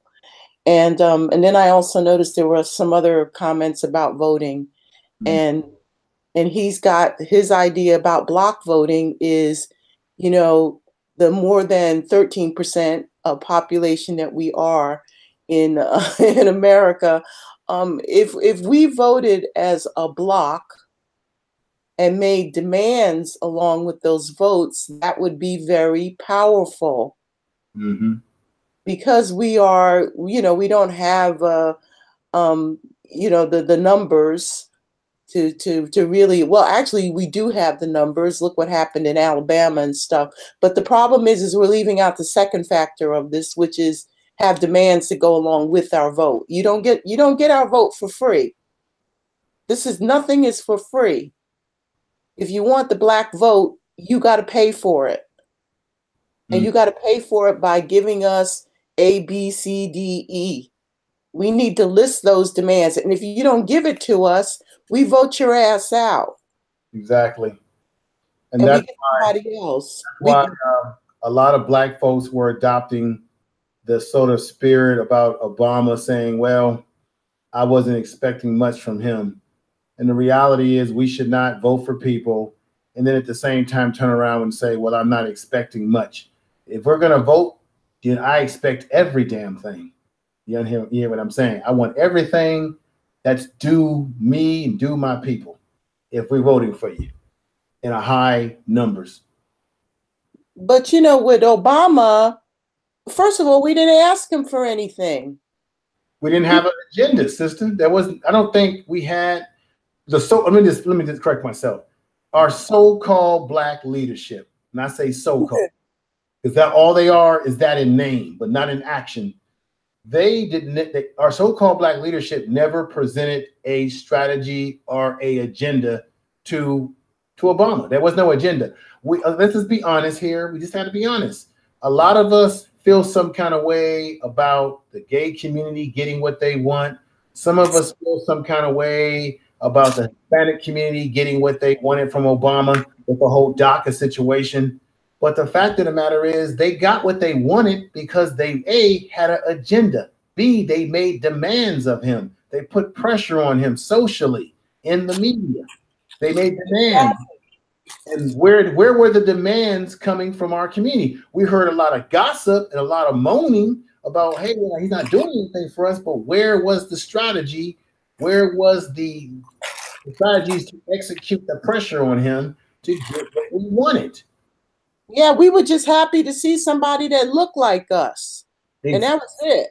You know, we didn't say, hey, brother, man who looks like us, who we now know is not really like us, but this is what we want.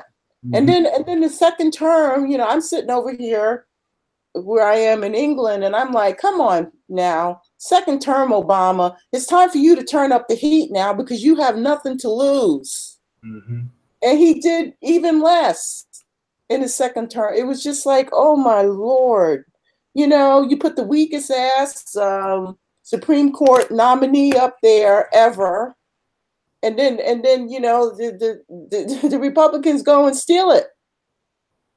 You know, this is and all of our history, I've never heard of a president nominating someone to the Supreme Court and having it stolen.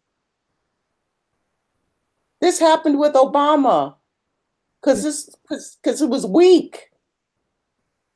So, you know, I just want to say to our beautiful Black people, okay, we love to moan. We're good at that. We go to church on Sunday, you know, the sisters put the hats on and we moan and, oh, Lord, help us, Lord. Oh, okay, you know, the Lord wants us to be in action. He didn't put us down here just to sit around and moan. Exactly. We're not slaves anymore. We have to go to the plantation to get paid, but we got to get our minds off the plantation. Exactly. You know, I have to agree. I had a chance to listen to Breaking Brown, and she I love her. Broke down some things about Obama, and she basically said that Obama, if you look at his background, he really did not grow up ingratiating himself and grow up in the traditional way that most Black people grew up in America. He was in Hawaii, as she said, running around with a sarong on. Okay, he spent time in Indonesia as a young person. So he didn't really grow up the way traditionally the way Black people have grown up in this country. He sort of what do you call it, appropriated Black culture, especially when he married Michelle. Yeah. Now, I'm going to say an interesting quote that I heard someone say today, and I thought it was powerful. And the statement is just this: President Obama is a president who didn't do much for us in direct policies that really hit us where we needed it to be. And this happened because Obama, at the end of the day, was no more than an administrator of white people's reality. That's what Obama was. Administrator of white people's reality, a Black man in white face. Yeah, and then that I love that quote, administrator of white people's reality. Yep, that's exactly what he was and still is. And then also I listened to Yvette Carnell's show the other day, and then she said Obama was a white man who happened to have a Black father. That's pretty funny, but it's kind of true.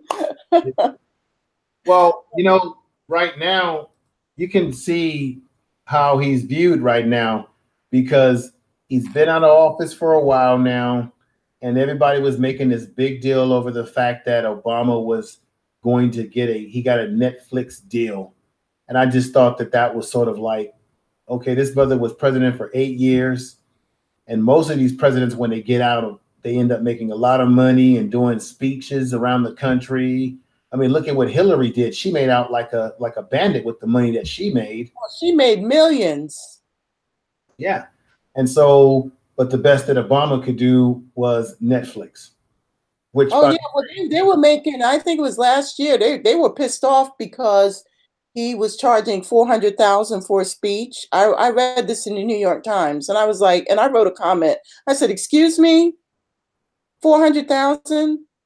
That's nothing, So, he got his nigga moment. Yeah, we don't even want to pay you for speeches, but you realize. And this is for everybody in the chat room as well. Everybody.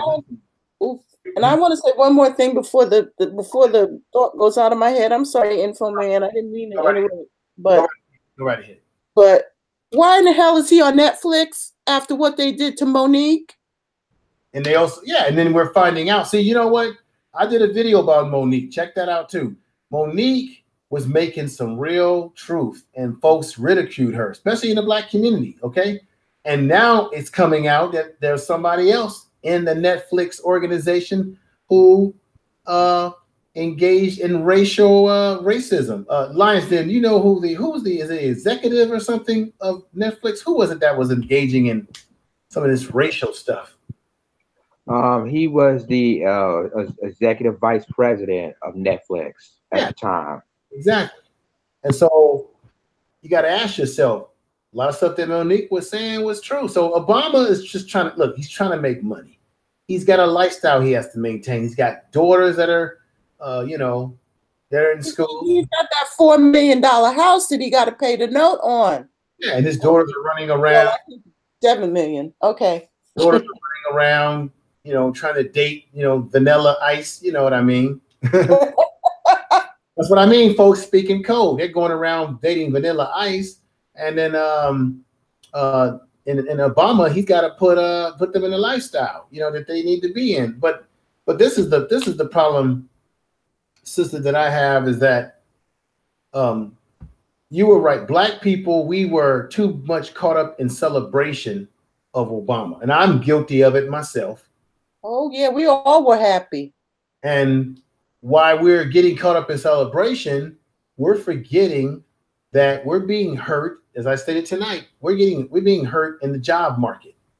Immigration does not work for Black people, which is why I know we don't have Black leadership when all of our Black politicians are on MSNBC, CNN, getting on panels, or we have personalities on panels talking up the immigration thing, right? Telling us. Now, I love my man, Joe Madison. He has a quote from Sirius XM Radio. He says that this is the reason why we should get involved in the immigration issue. He says that if we separate ourselves, there's an old saying that they came for the Asian when no one else would support the Asian. They came for the Hispanics when no one else would support the Hispanics. Okay. And then they come from the Arabs when no one else would support the Arabs, try to wipe them out. Right. And then Black people, they come for us.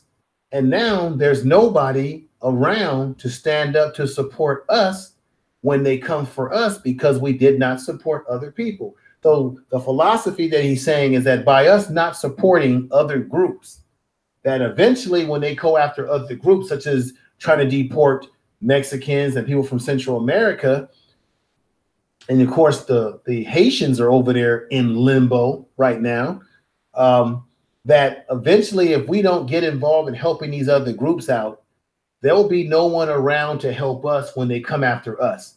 And this is where I disagree with what Joe said. I agree with that. They're not there for us. They never will be. Yeah, this is where I disagree with Joe at. There's already nobody coming. No, there's already nobody in America supporting Black people. So if Black people decide not to support other groups, and if Black people come to that decision, and we got to do that. What I'm saying to you is Black people, if we get this mentality that we have to support other groups out of the fear that they won't support us, well, wait a minute. They're already not supporting us. Exactly. They don't support us. So Black people, we live in an existence in which there's nobody on our side. So it doesn't matter whether we support them or not, because we haven't been getting any support from them anyway. Every one of those groups has called us a bunch of N-words, okay? Yeah. So that means that they don't support us. Exactly. I mean, come on, Stevie Wonder can see they don't support us. So we don't need to waste our time on that. Exactly. Lions Den did a story on his channel about the young man in Pittsburgh that got shot. Lions Den tell that story. To tell the story in terms of the police. What happened to the police? The police, basically, he was out on bail. Not bail. He was out on a bond.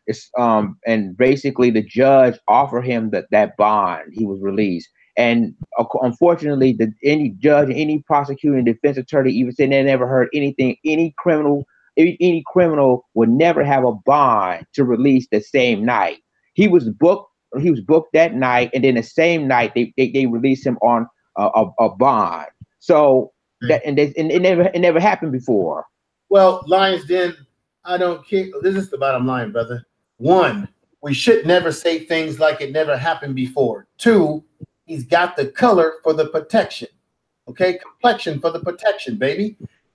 Okay, wasn't he on the job 90 minutes? Yeah, I'm not surprised that he got off. Like, he's getting an easy treatment. 1, he's a cop, so they're giving him the benefit of the doubt. 2, he's got the color for complexion.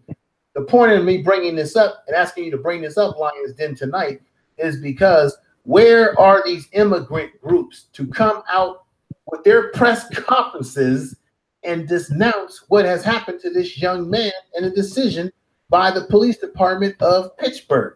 Where is the outrage by these groups? Yeah, and how come Elijah Koonings is not up there moaning about our babies being shot? That's the whole point. There it is. I have never heard his lips form to say anything like that. Mm-hmm. The whole time he's been sitting up there on the Congressional Coon Caucus, collecting a paycheck, gonna get lifelong pension and health care and all that other shit they get. I have never heard him come out and say anything to address our current issues in the Black community. He's still walking across that bridge with Martin Luther King Jr., you know. You know, dude, please. And the only time he says anything is when it has something to do with people who are not us. I'm too through. Yeah, I'm pretty much through with these type of individuals as well, sister. But I guess what I'm saying to you, I'm at a point that I'm not surprised by anything now that happens when it comes to these police. Okay, and the fact that they get off for killing us. This is the thing. Excuse me. If we're going to spend time on these platforms talking about white supremacy and talking about how there's an unfair balance in the system, the things that we talk about, then we should not be surprised by what is happening.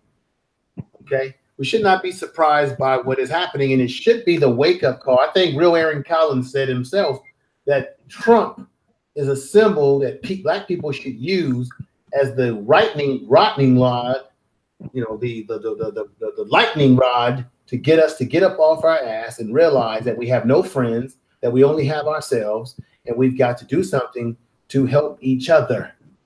Preservation comes first. We have to preserve ourselves. We got to keep our sanity intact, realizing that we're dealing with a lot of crazy stuff going on in today's society. And we just got to realize that we don't have any friends. And we have to be honest about that. And, you know, and realize that, you know, a lot of these folks on television, they don't speak for us. They're not in touch with what's really going on in the communities. You know? And what's right now, you got Republican, you got the Democrats, you know, along with Elijah McCummings of the world. They want to bring another influx of people into the society, which will further impact it's going to impact Black folks. It's going to, and another thing too, people don't realize, when these groups come into this country, who neighborhood you think they're going to be moving into? Ours. Thank you. I lived in Oakland for 10 years. There's what's that, International Boulevard over there near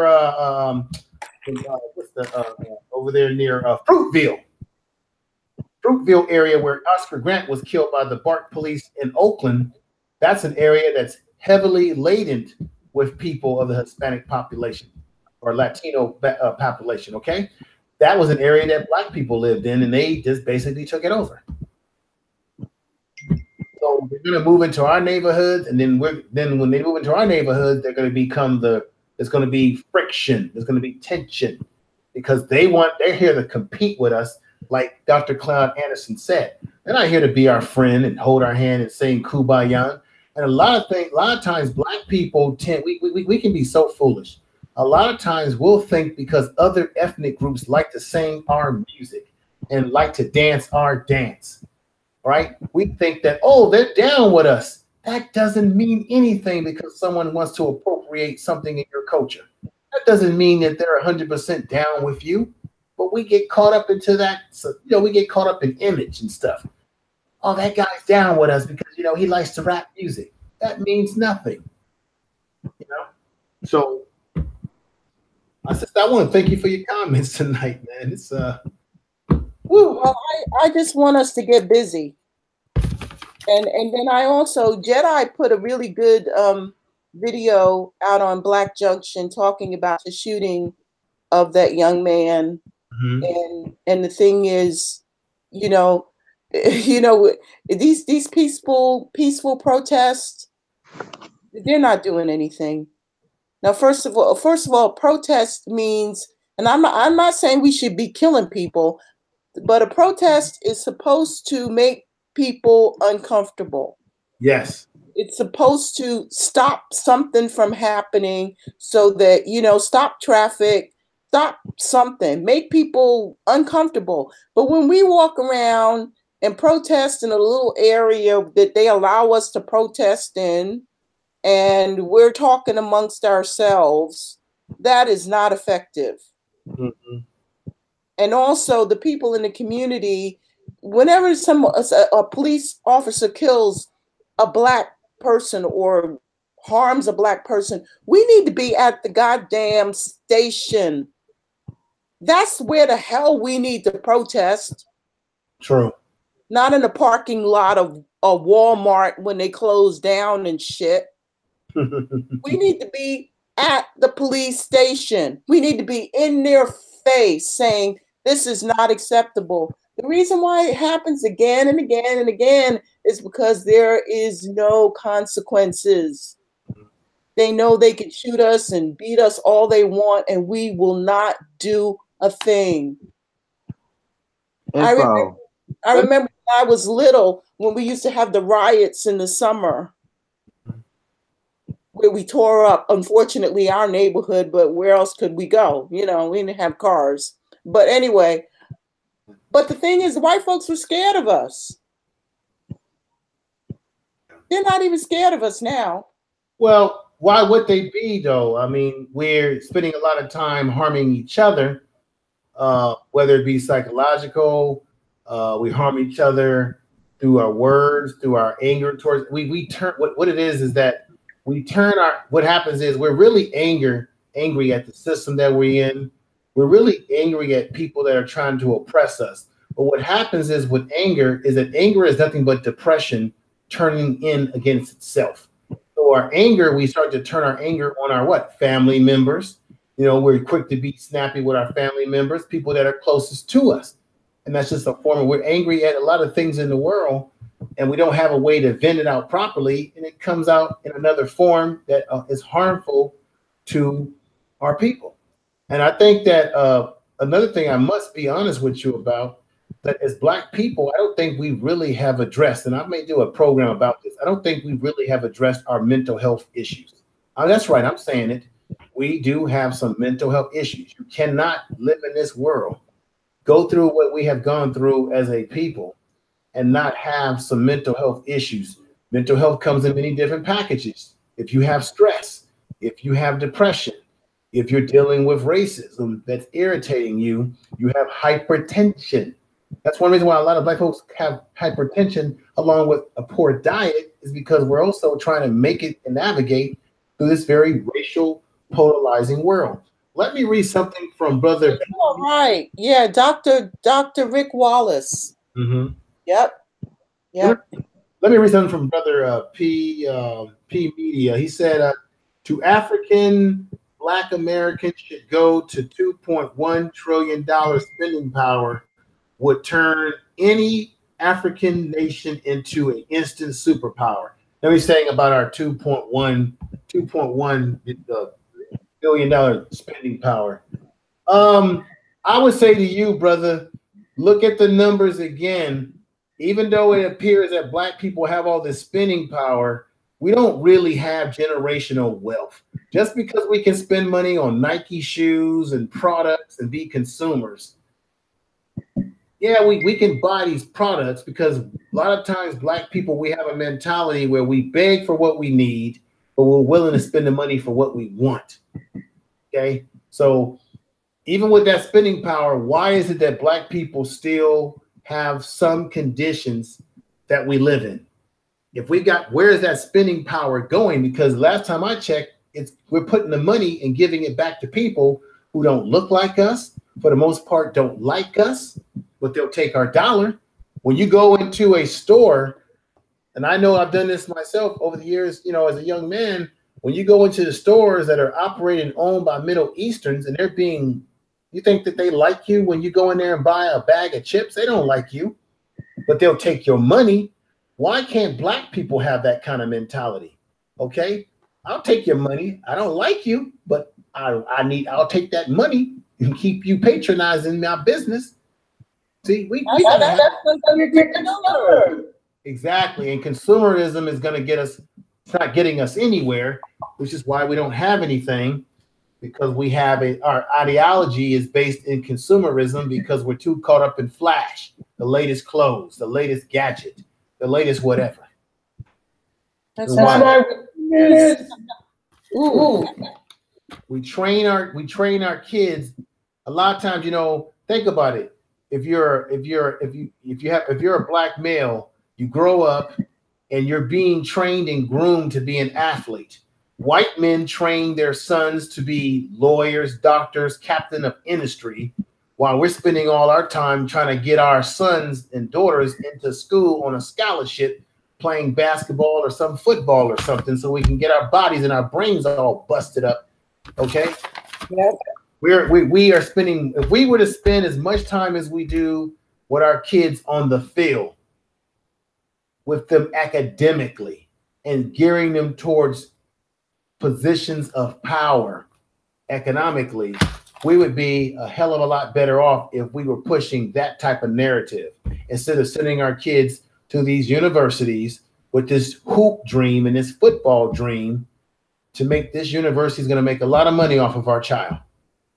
Yeah, and then we get, you know, and then they you know, like that football player, he goes to, you know, he's doing well, and then he gets hooked up with some Becky, and his life is over.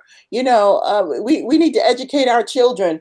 We need to teach them our history. They need to know their history. You know, our story, not the white people's story. And we need to start investing in ourselves. Stop this consumerism. Invest in us. We gotta turn that around. And then another thing I heard on Yvette Carnell's show about generational wealth, she says generational wealth flows down. It doesn't go up. And what she meant by that is when you look at all the people who came to America who acquired land, guess what? They passed that down generation to generation. We came over as slaves. We became sharecroppers. We never owned that land. Therefore, we couldn't pass it down to our children. We've been cut out of the entire cycle of generational wealth. And then the baby boomers, she rides hard on the boomers, and she's right. They're sitting up there, they got a break, okay, you know, and they got a little money in the bank and stuff, and they're still not passing their wealth down to their children. Info Man, who was the guy who owned, I think he owned BET or something? You're talking about Bob Johnson. Yeah, I heard that he sold it. Yeah, he sold it for about $1 billion. He got very wealthy. He held it for like $1 billion, I think, somewhere in that area. And he sold it to Viacom, a white-owned company. So he made it money. He got the hell out of it. Yeah, but he didn't leave. And he said so. I heard him talking about how he wasn't leaving anything to his kids. Well, see, that type of mentality. I couldn't believe it when I heard it. That type of mentality. See, look. You've got you know who said the same thing, but he can afford to say that because they got generational wealth already. I think it was Warren Buffett. Buffett. He's right. Okay, he don't need to leave shit to nobody. Warren Buffett said he's not leaving his kids anything because they've been living their life already. And guess what? 9, 10 times his kids are probably going to the best schools. They're probably going to be all right in life. All right. But black people, my God, we can't afford to be not leaving a legacy for our kids because we are descendants of slaves, and we've been behind economically. Okay, we haven't been. When I read the statements, the stuff that I said tonight, we have not been in the driver's seat, so we can't afford to have that mentality. I don't know where Bob Johnson gets that stuff from. And another thing is that when you look at wait a minute. Who's on the panel? Your voice just illuminated out of nowhere, brother. Who are we talking? This is City of Truth 91. Okay, what's up, City of Truth? Go right ahead. I just wanted to give you the proper introduction. Thank you for being here, brother, and everything like that. Let me Tariq Nasheed, he mentioned there was this one very prominent black businessman in Birmingham, Alabama, I believe. I forget his name, but he owned a lot of property around Birmingham. He was very wealthy man and that type of thing. Very successful black businessman. But when he passed on, And he did pass it on to his kids, but his kids basically took it and they just sold everything off. They took all the money and stuff and went on about their business. They were not interested in continuing his, you know, his real estate business that way. And that's another thing is, you know, with Black people, whenever some of us manage to get wealthy, you know, our community as a whole, business is not held in a high esteem. It's not held in a high regard. And a lot of people just look at businesses as a means of getting rich quickly, getting a lot of money fast, instead of as a means of as a career and as a family business that you're going to pass on and have a legacy with. So business is something that is in disgrace in our community, and it's not, you know, that's why we can't have generational wealth, because we don't have a culture to sustain it.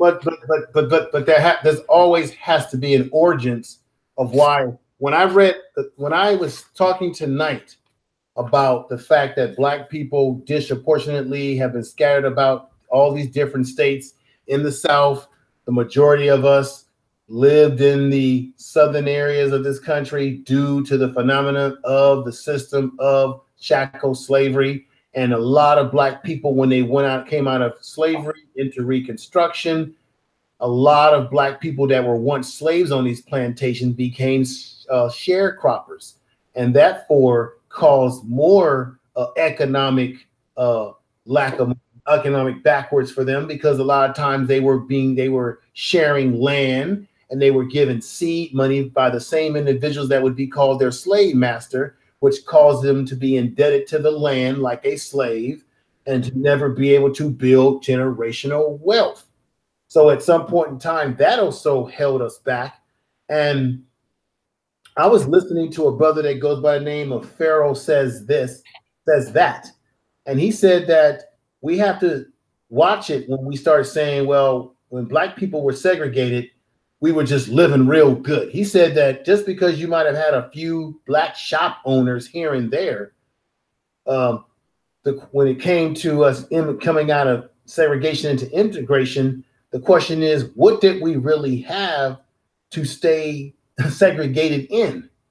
Because we kind of have this utopia thought, this is what he's saying, that somehow that all Black people were thriving in business, all Black people, when in fact there were poor Black people at that time and some Black people that were well off. And then you had this whole color code thing, you know, if you're brown, stick around. If you're yellow, if you're light, you're mellow. If you're Black, get the hell back. You understand what I'm saying to you, brother? We've gone through all these different dichotomies through history that has played a role on us big time, that has impacted where we are today economically in this society. White people didn't have anybody telling them, okay, we're going to make you a slave. We're going to create Jim Crow laws. We're going to create Black code laws on you. We're going to hang you from trees. We're going to say that you're going to be separate but not equal in your schools.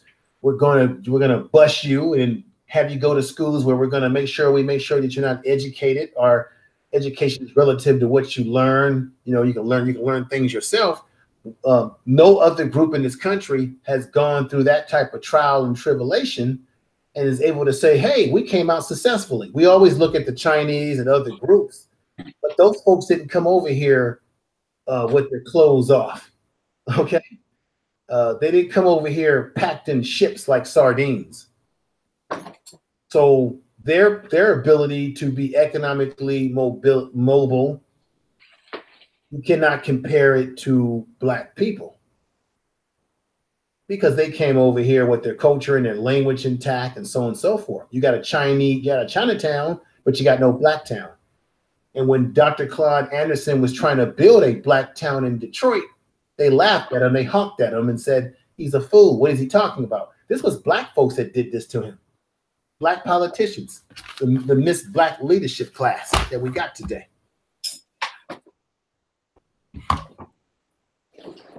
So, brother Lions Den, can you want to read any comments in the chat room that anyone is saying in there, brother? Lions. Yes. Okay. Macom said, correct me if I'm wrong, but I believe Johnson left the company to his daughter, and she sold to Viacom a few years later. Bob, the real Aaron. Rob Johnson sold the company. I don't know anything about the story about his daughter. I mean, maybe his daughter was in business with him, but Bob Johnson, believe me, he was in control of all of that. Go right ahead. Okay, the real Aaron Collins said Asian and Latinos are honorary white supremacists for the simple fact that they were just as complicit in keeping us out of things. I don't know. All I know is that I'm not. All I know is what the numbers tell me. Immigration and illegal immigration impacts Black people. Whether they're pushing the white supremacy, the bottom line is statistically, it does not benefit us because it impacts job growth for us. And if you are a Black person in low economic circumstances, you're going to be competing for the same low wage jobs that they're going to compete for. And 9, 10 times it's going to hurt you. If you go to North Carolina, I was reading some stuff in North Carolina. Do you know that the construction industry for Black men in North Carolina and throughout the South has been hit hard by these illegals that come into the South and get these construction jobs because they can be paid a cheap wage for the day. Okay? And Black men are being impacted in these southern states by that. So immigration is not benefiting Black people. It is not helping us. And anytime you see these Negroes on TV talking up this immigration stuff, you should turn your back on them. They're not speaking for us. Brother City of Truth, Brenda Johnson, you have anything else you want to say, sister, before I put a crescendo on tonight? No, brother. Excellent show. I just love it. I love it. I love learning. Learning is a lifelong thing. We all have to keep our minds open, but I just want to say to my people, let's get busy. Yeah. Let's get busy. Sister Brenda Johnson, I'm going to be doing a show where I need to get a couple of ladies or women, queens on the show. I need a few kings. I'm just going to moderate it, and this is going to be around the issue of gain. Understand this concept. Gain, counter, gain concept. What is that concept? When you had the Root come out with the article in which they said that Black men are the enemy of Black women, that's a gain, counter, gain concept where you get one group go against another group to divide and conquer us through a gain, counter, gain system. So now Black women an article comes out. Now Black men do a thrash back at Black women and say, hey, Black women are supporting this. Then you'll have some Black women that will come out and say, oh, bad things about Black men for responding to the article. Then you'll have some Black women that will come out and support Black men and say, yeah, that's a bad article. So what you have is a gain, counter, gain system in which you have everyone gang up on each other to do what? Divide and conquer. So that's a waste of our time.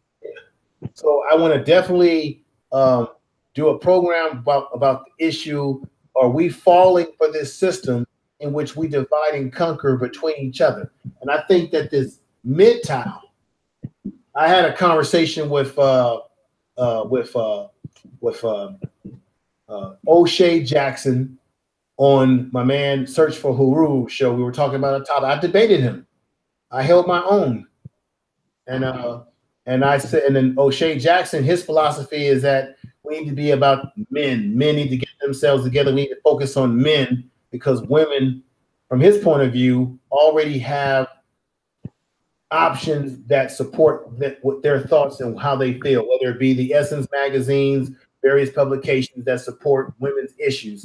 And he's saying that we as men have to focus on each other and that he's not so much concerned about the whole concept of working with the whole concept of Black families as so much as he is about Black men. And I simply told him, well, if Black men are doing what we're supposed to do, and we're leading and black men want to know where the hell we're leading them to, okay, if we're doing what we're supposed to do, then we can rise the black community up. If we're doing what we're supposed to do to follow and guide an example, then black women are going to follow us, come together with us in harmony when black men have a plan, a strategy as to where we're taking the community. Where are we going?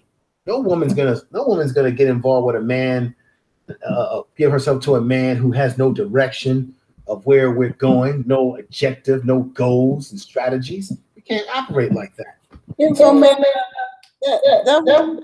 Ooh, echo. Yeah. Sister B mentioned O'Shea. Yes, I heard that on Search for Uhuru. He had this O'Shea guy on there who is lost in space, lives in Poland. Let's not go there. This is how I am. This is how I am. I told O'Shea straight up. I mean, some things on this show that I agree with and some things that I don't agree with. I had a cordial conversation with him because I just don't believe that it's going to be constructive for me to spend a lot of time arguing with people and trying to beat up on people. He has a different point of view that's different from my point of view. But I don't think it's going to be constructive for us to spend a lot of time beating up on each other. If we know that we don't agree with someone's point of view, they're in their lane, you're in your lane, you know, you got an objective of where you want us to go. We just do it. We just be about it. Because if we be about it and we are about it, people who usually fall along the wayside are going to say, hey, I want to come and join now. I realize I'm on the wrong side. And we make a decision whether we're going to let them in or not let them in. And I told O'Shea Jackson, hey, won't you come on my platform? Let me interview you. And then I told him, I got a rough crowd. It's going to be a Apollo Theater crowd, though. And he said, oh, I don't know about that. You know, yeah, he said he didn't want people to spend 5 hours calling him a coon. He told me that. He said, Info, I don't want to be called a coon. And then I think they were already calling him names in Linus's chat room. And I think I saw you in that chat room. So, you know, so, you know, I didn't call him a coon, no, but I did question some things he said. And, you know, but we had good discussion. And like I said, everybody you're not going to agree with what they believe. And I told him, you know, hey, if you do what you do in your lane, and it is what it is. I just know I know what I'm about. Because, you know, O'Shea Jackson, he's not really into talking about these issues. That's not his thing. He's admitted that. So we you know, and so he's doing his thing. I'm going to do my thing. And I think what I'm doing, I feel that, and I told him straight up, I don't think that we can accomplish an overall solid goal without our women being alongside with us. I think the black community, building it up is very important. I vehemently disagree. We have to build the black community up, and we can't do it as an island to ourselves. That individual concept does not work. People try to do it. It does not work in the end. All you got to do is look at, let's see, what's the guy? Morgan Freeman, Bill Cosby. They all operate off this individual stuff because they're very wealthy, you know, entertainers. But look where it's gotten them. Okay? They've been thrown under the bus by the Me Too organizations or Me Too movement, right? They're in a lot of trouble, you know. But their career, Bill Cosby, he's all messed up now. Okay, so I guess City of Truth just left the panel. Lions, then you got any last words, brother? Yeah, yeah, I was basically want to say, you know, it was a great show, and we was talking about what happened in East Pittsburgh with a 17-year-old Antoine Rose. And remember, I told you earlier this week, they were saying there was a report that he and his people was involved in a drive-by shooting of a 22-year-old man. Well, it turns out that he had nothing to do with that. That's what it turns out. We found out just the day before yesterday that he really didn't have anything to do with it. That he had never been in trouble with the law before. He had a clean record. He write poetry. You know, he was writing poetry and everything about his, you know, about his life and his fear. You know, and obvious. Go ahead, Info. Let's just get to the point, brother. Was he running with a bad crowd? Honestly, no, he wasn't. Basically, he wasn't hanging out with a bad crowd. Can you tell me? Can you tell me? And I'm going to answer P Media's. P Media. I'm going to answer your question in just a minute. He wasn't running. Okay, he wasn't running with a bad crowd. Now, we read some. Didn't we talk about this before, Lonsden? Did they think that the car was used in a drive-by? Is that the narrative that the police want to paint? That's what the police said. We really don't know if it was factual or not, Info. That was the police. Police was saying that it was a car that fits the description. Okay, but then my thing is, why was running necessary? Okay, maybe I'm asking a naive question here. I'm trying to figure out, how do you go from being in a car, all right, to first of all, let me preface. The police had no business shooting them in the back like that. But I'm trying to figure out for the life of me, how do you go? And I know that when you're black, you're a target. So don't get me wrong, folks. I know that. But I'm trying to understand, how do you go from being in a vehicle to the point that the police stop you and then you have to take off running? I'm trying to figure out, how does that become part of this equation? The running. Why? What happened that made those young men react in such a way that they had to run? And I'm not saying it to say that they should not have run if the cops were going to do them wrong. I'm simply trying to figure out what manifested them, one, to run that allowed. Well, I'm trying to figure that out. Now here's a question. Oh, go ahead. No, go ahead. Somebody please say something. That young man, I believe he ran because he was afraid. I mean, you know, we're taught to be afraid of police. Mm-hmm. And you know, he's a young baby. And you know, and he sees a cop, and what's when you're afraid and you're not thinking, what's the first thing you're going to do? It's fight or flight. Okay, he can't fight, so right. You run, and that's why he ran. But nobody should lose their life because they run. That's so disgusting. Yeah. That is so disgusting. Yeah, I'm not saying that he shouldn't run to save his life. I'm just trying to figure out what could have taken place. And I know it's the obvious question. They feared for their life, but he was fearful. Yeah, he was afraid. That's why he ran. And I don't think he was. I'm not in his brain, but I'm just thinking, when I'm afraid, you know, and I may not even be afraid for my life, but if you're afraid of something, what do? You run away from it. Yes. And you remember one reason why that cop got the easy slap on the wrist, Lonsden, and you told me this yourself when we did the video about this, around this issue, brother. In Pittsburgh, in that place where he lives, they have a law that says that they can shoot you if you run, right? Yeah, but here's the question, Info. No. Don't change the narrative on me now.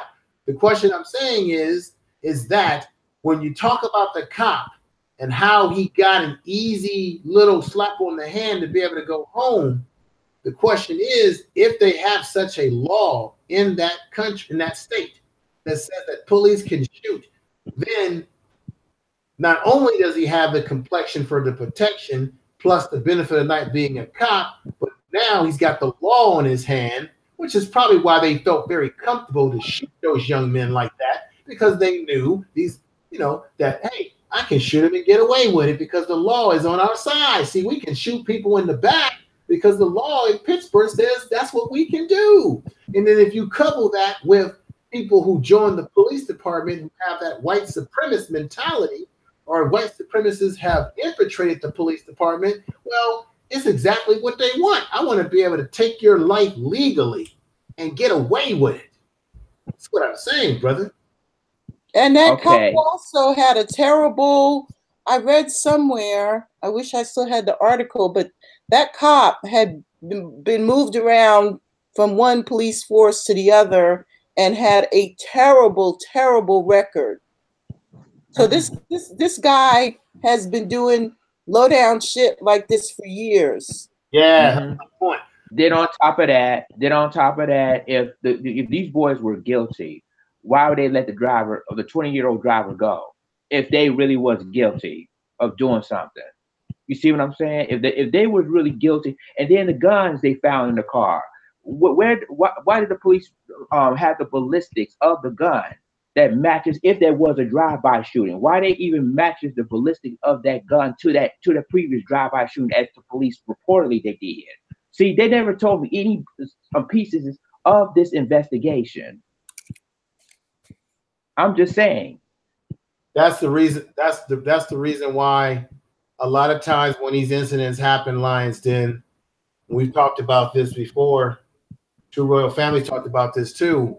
We need to let these things flush themselves out. A lot of times, Black people, we operate on emotions. As soon as something happens, we want to rush to make the video and talk about it, and then we don't have all the pieces. So we don't get all the other pieces to the puzzle.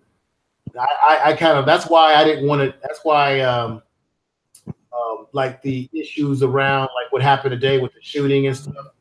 We know, like I told you earlier before we went on, there's no need for us as Black people to ask the question, why do these individuals, these vanilla ice cream people, why do they go out and do this type of mass shooting when we know what the answers are? We've already been studying it. We've been in Brother Keith's channel where he talks about the animal energy that flows in certain people.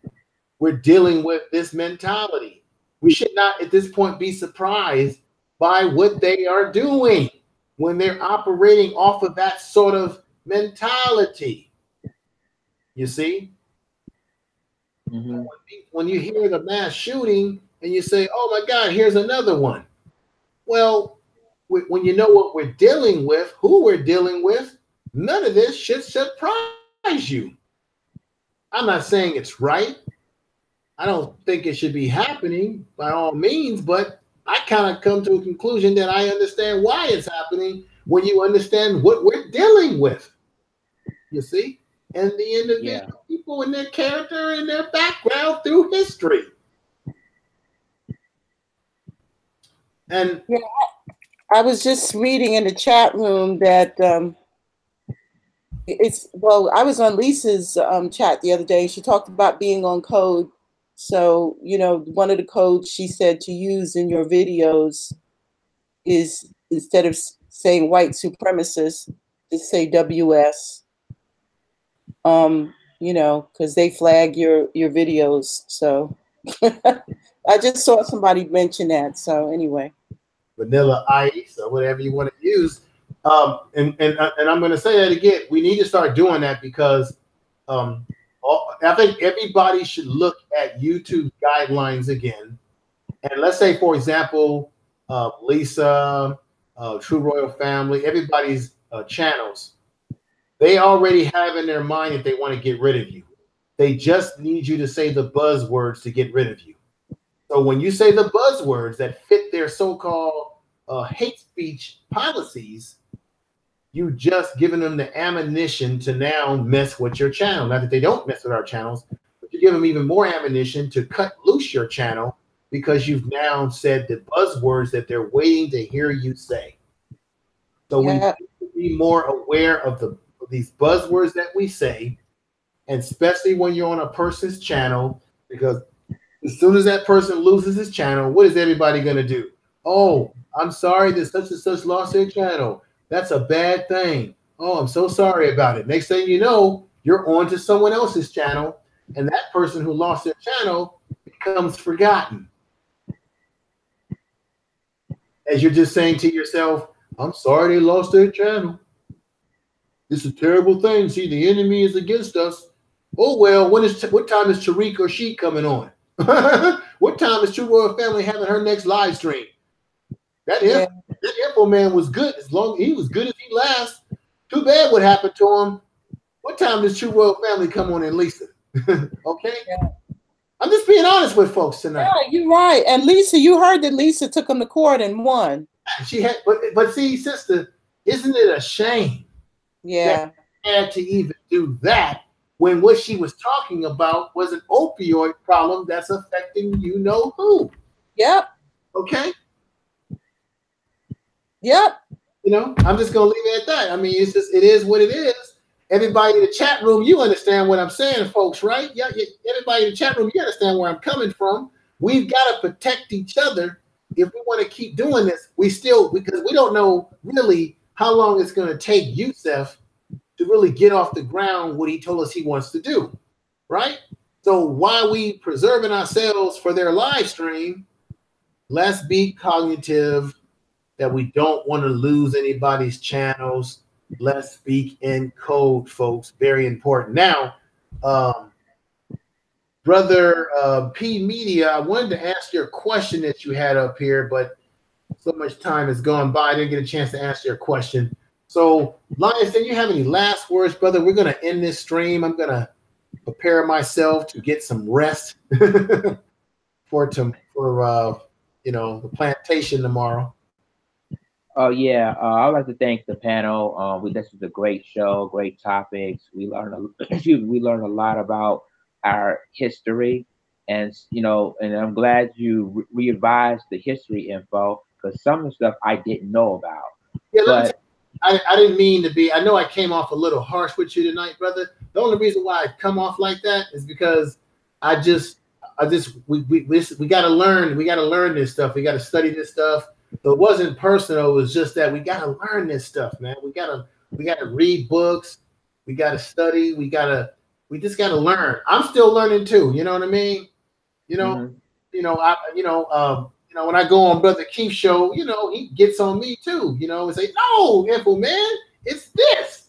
But check it out. I don't take it personally. And one of the problems that we have, I'm talking to black men right now.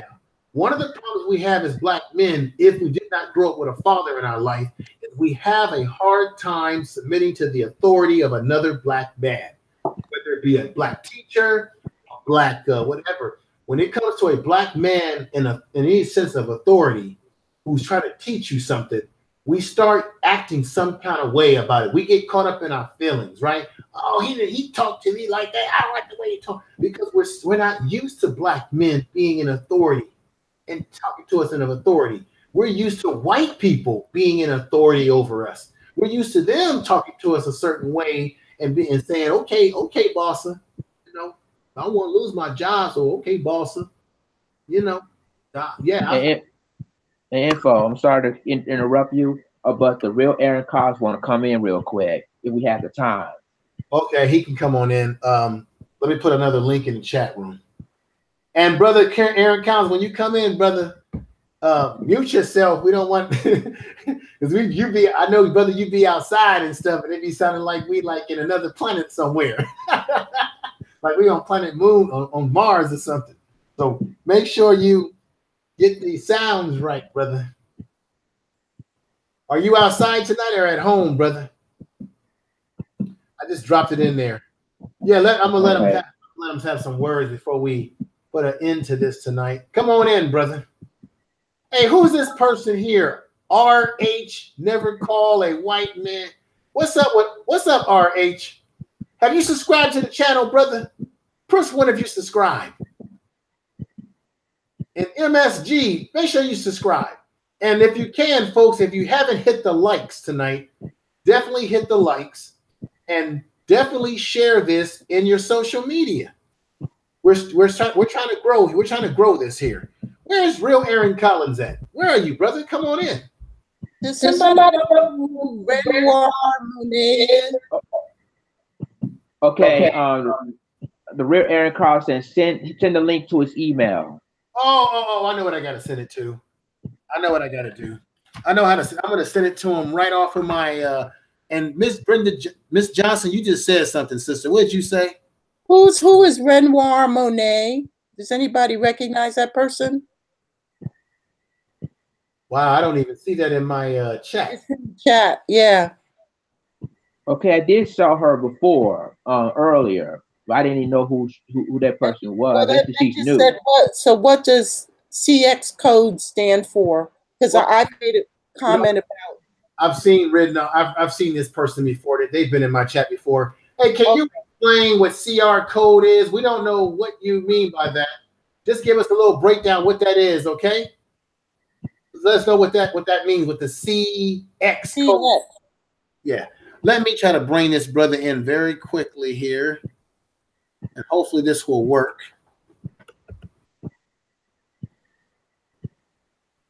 I try to be on the Queen Royal family live stream earlier today, but you know, let's see here. The Google Hangout will not allow me in the chat room or in the live stream. But that doesn't They block me. How'd you get blocked? I mean, you can't go on. You can't get on her live stream, or you can't go in the chat room, or you can't go in the panel. I couldn't even go in the panel. Did you have her send? Did you have her send you the link to your email? I sure did. She sure did. She sent me the link to by my email, and I clicked it. Once I got in, they said I was offline, so I don't know what was happening there. Okay, now we got who's on here? We got Real Aaron Collins. How you doing, brother? Unmute yourself. Hey, brother. what's going on? Info Man, Lion's Den, and Queen Brenda. Yeah, I just had to come and talk about that. You know, the whole thing with these police just getting out of line, that just gets under my skin. That just angers me to the point. And to think that it still bothers me that you still got these brothers that's on YouTube that's just talking about dumb, irrelevant stuff, attacking black women over hair and makeup and weave. And we got all these issues going on. We got these this immigration deal, the folks coming in, moving us out of the workforce and all this. But this is what I'm talking about. And you got these MGTOW ass coons want to talk about men going their own way and stuff. Don't they realize though, even if they do go their own way, they're gonna still get moved out of the way, you know? Yes, you're right about that, brother. Let me just give a shout out to Warrior Constant Speaks. Sister, why don't you come on to the panel? I want to hear your voice on the panel. Because you are a sister that I want on this panel that I'm going to be doing about counter concept between how they create these divisions between black women and black men. I need you to come on to the panel. Let me put another link in the chat room. So, Sister Warrior Constant Speak, come on into the panel so I can hear your voice live in effect. Say a few words to us, please. You're a very positive sister. Real Aaron Collins, I hear what you're saying, brother. There's a lot of foolishness on YouTube. There's a lot of foolishness going on. 100% I agree with you. And that's why I say we gotta be in our lane and keep doing what we're doing, brother. Don't let anything get us off of code, get us off of narrative of what we're doing. Period. Exactly. I remember something that you said one time that was real key, Info Man. You were saying that when they get on YouTube, they help each other build graphics and do all kinds of neat stuff. What do we do when we get on YouTube? Argue with each other. Exactly. They talk about the latest hell, I don't know what the latest tight jeans wearing fool out there. I don't know. I mean, but we don't talk about nothing of substance or anything like that. And that's just what I'm getting at. When I had a chance to study YouTube, and what I see is that the white boys, what they do is they collaborate with each other. They will wear each other's logos on each other's channels and do what they call cross promotions. They will cooperate with each other. And then they have this thing where they will talk about how to improve your YouTube channel, and they'll collaborate on live streams and talk to their audience. And then they will laugh and giggle about, oh, such and such just broke 1 million subscribers. Such and such just broke 500 subscribers. Or such and such just broke 2,000, 3,000. You need to go over there and support him and blah, blah, blah, blah. So they're like reaching. Oh yeah, you're absolutely right, because there's some of them I subscribe to, and they talk exactly like that. They'll say, oh yeah, Becky just got through getting her latest doll, so go support her and buy Becky dolls or whatever, you know. And they'll even look, there's a guy, and I brought his book actually. There's a guy who has a book out about, you know, how to improve your YouTube and all that kind of stuff. And he actually appears on these guys' shows, and he's got his own thing going. He's making a lot of money, and they'll even take his book and have his book as, you know, marketing placement on their show. And they're laughing and giggling. Oh yeah, I just broke 3,000. I just broke 5.6 million people. Exactly. Yep. You know what, Info Man? Since you know what, I wish I would have went to this, and man, I wish you could have been out here. But they just had VidCon again this year. I worked VidCon before. You know what VidCon is? It's basically it's an annual gathering of YouTube creators. Yeah, I was supposed to, when I interviewed Kelly Cash, he was going there. I was supposed to go. I was thinking about going down there to check that out. I think I'll go next year since it's in my neck, since I can get down there pretty quickly. But what it was in Anaheim. I'm actually VidCon. I heard Philip was there today with the Elias show. I heard he was there. Yeah, he was planning to be there. That much I knew. So you know, we're kind of goofing around here, folks, but it's true. So they help each other. Their channels grow. They get their channels monetized. They're making money. And what are black people doing? We're arguing with each other. We're backbiting with each other. We're talking about women's hair and weave and all this foolishness that leads to non-constructive conversation, which leads to nothing. And then we end up doing what? Losing our channels and whining about how we got our channels snatched and taken away from us because we're arguing and backbiting on one another and blah, blah, blah. And then we're wondering why we're not getting any shine on YouTube. This is why this happens to us. We have to learn to collaborate with each other and work with each other. That's the reason why I try to get people on the panel. I try to interview people, bring people that the family can check out what they're about, because we got to start doing these sort of things. This is what else is there? Now, Sister Warrior Constant Speak, sister, if I'm saying it right, welcome, welcome, welcome. How you doing? I'm doing great this morning. Thank you for adding me to the panel. This was very unexpected. I just got up and I was like, okay, I see them on, so I'm going to stop by and say hi. Okay. Well, I need to talk to you because I need to get you and Sister Brenda Johnson on, and Nicole Ali, and a couple of brothers to do a live stream one of these week, maybe this weekend if we can, to do. Okay. I have a topic, and I want to get at least 3 sisters on, maybe 4, whatever. Have a balanced panel of people to moderate a show around some issues that have to do with Black women and Black men, so that we can dispel some myths about a few things. Maybe we can come to a realization about what our problems are. Let's be honest about them. Let's not be bashful and shy about it. And so you're one of the sisters that I thought about, Sister Brenda Johnson. I want to get Sister Nicole on. I really want to get some other folks on, some different personalities, because a lot of folks that are in the chat have a lot of great things to say. Yeah, I think that would be an amazing idea. It's always good to have these discussions and something that's raw and honest, because that's what it's about. That's how we grow, and that's how we learn, from being completely honest with each other. Exactly, and that's what I want, is the raw, tell it like it is. So yeah, what I'll do you have my email, sister? No, I don't. I have a pen next to me, so I can write it down. And I'll put it in the chat room.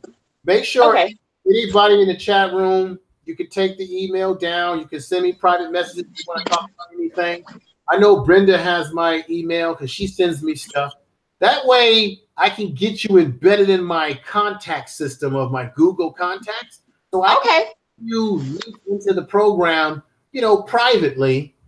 And sometimes when you do private links, it cuts down on these trolls getting in too, you know? Yeah. Let me write it in here. I don't mind. Because anybody that tries to mess with me, I'm gonna get y'all know right now. Any of these trolls that try to mess with my email, I'm the wrong person to mess with. I work in a law enforcement environment, and I can easily find out who you are and where you are. Easily. Okay? So I'm putting all trolls on notice. You will be found out. I can get my information to people. I got a couple of fraternity brothers that work for Homeland Security as agents. Oh wow! I can find out. What fraternity are you in?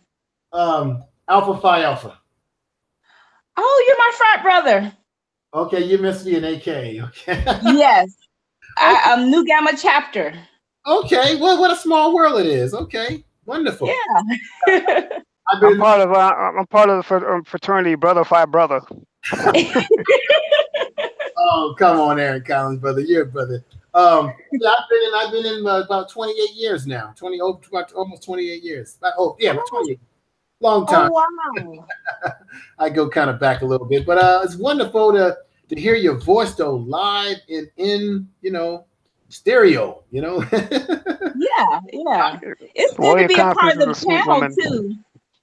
Yeah, Warrior Constance is a really sweet woman. I've only known her for a short amount of time, and she's really sweet. I just love her spirit. Oh yeah. Oh, thank you, Aaron. Thank you, and thank you to everyone else too. Peace to everyone else that's on the channel, on this live chat right now. I pray that everyone is doing good and is feeling blessed and is feeling encouraged about their lives. Oh, definitely. Wow. This is the only man, folks, the only man that I don't mind infiltrating himself onto the show, and that's KD84, brother. Let me give you some love here, brother, because you are dynamic, and here we go. Oh, what's wrong with my oh, I know what's going on here. Here we go.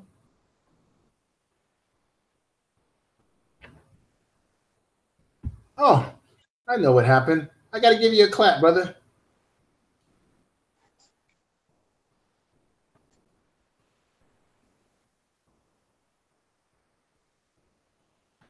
Okay.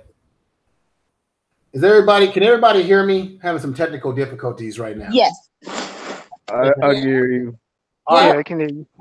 Yeah, I was going to do a clap, but I'm having some technical difficulties right now with some stuff. Well, we can clap for KD, brother KD, and also the sister.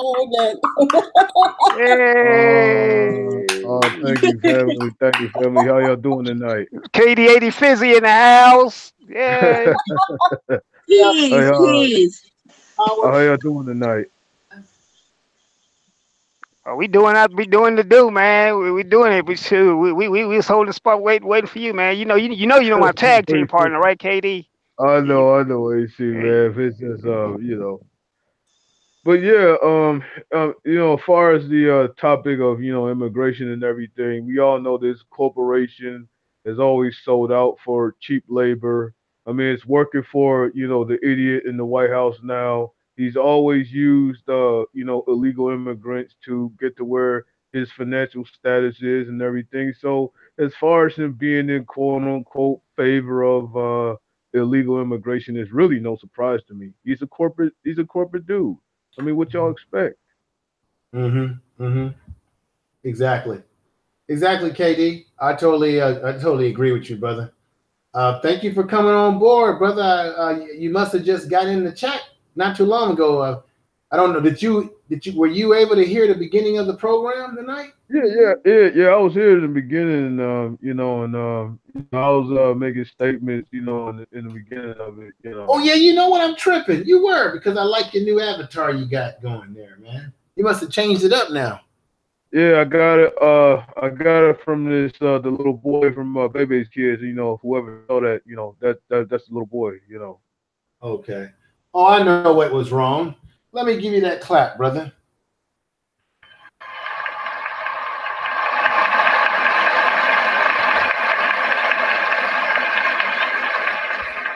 All right. That's for you, brother. On the topic of we talked about, I brought up this topic because I did the piece on the Haitians that you never hear any of these politicians talking about that are over there in the border, that are in limbo, because the United States, I mean, they promised these folks some safe haven to come over here, and they reneged on it, and now they're in limbo over there. And I did talk about how, you know, immigration does not benefit Black people who are born here. It does not benefit us, and this is why I just can't support this whole DACA issue, and I really can't support our so-called ridiculous leadership, particularly Black leadership, that gets on television whining and crying, you know, for the cornbread, when you don't see them do the same sort of whining and crying when Black folks are being treated in this manner, you know, being killed by cops, shot in the back, mistreated, mishandled, you know. And you know my opinions on that, Katie.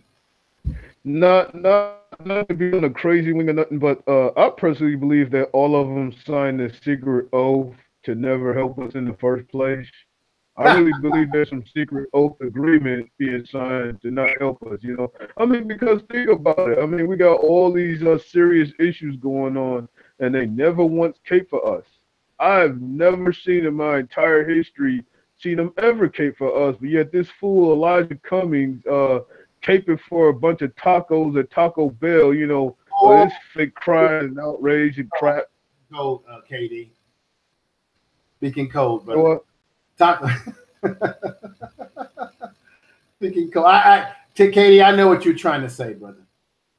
Yeah, what I was saying, you know, this fool Elijah Cummings, he caping for tacos at Taco Bell and all this crap, and but yet never did he once ever speak up for, you know, unarmed Black men. He never advocated for Black people being in favor of the Second Amendment, which would mean protection. I'm not saying it's gonna mean an army or anything, but I mean, at least cape for us for some damn reason. Yes, I agree with you, brother.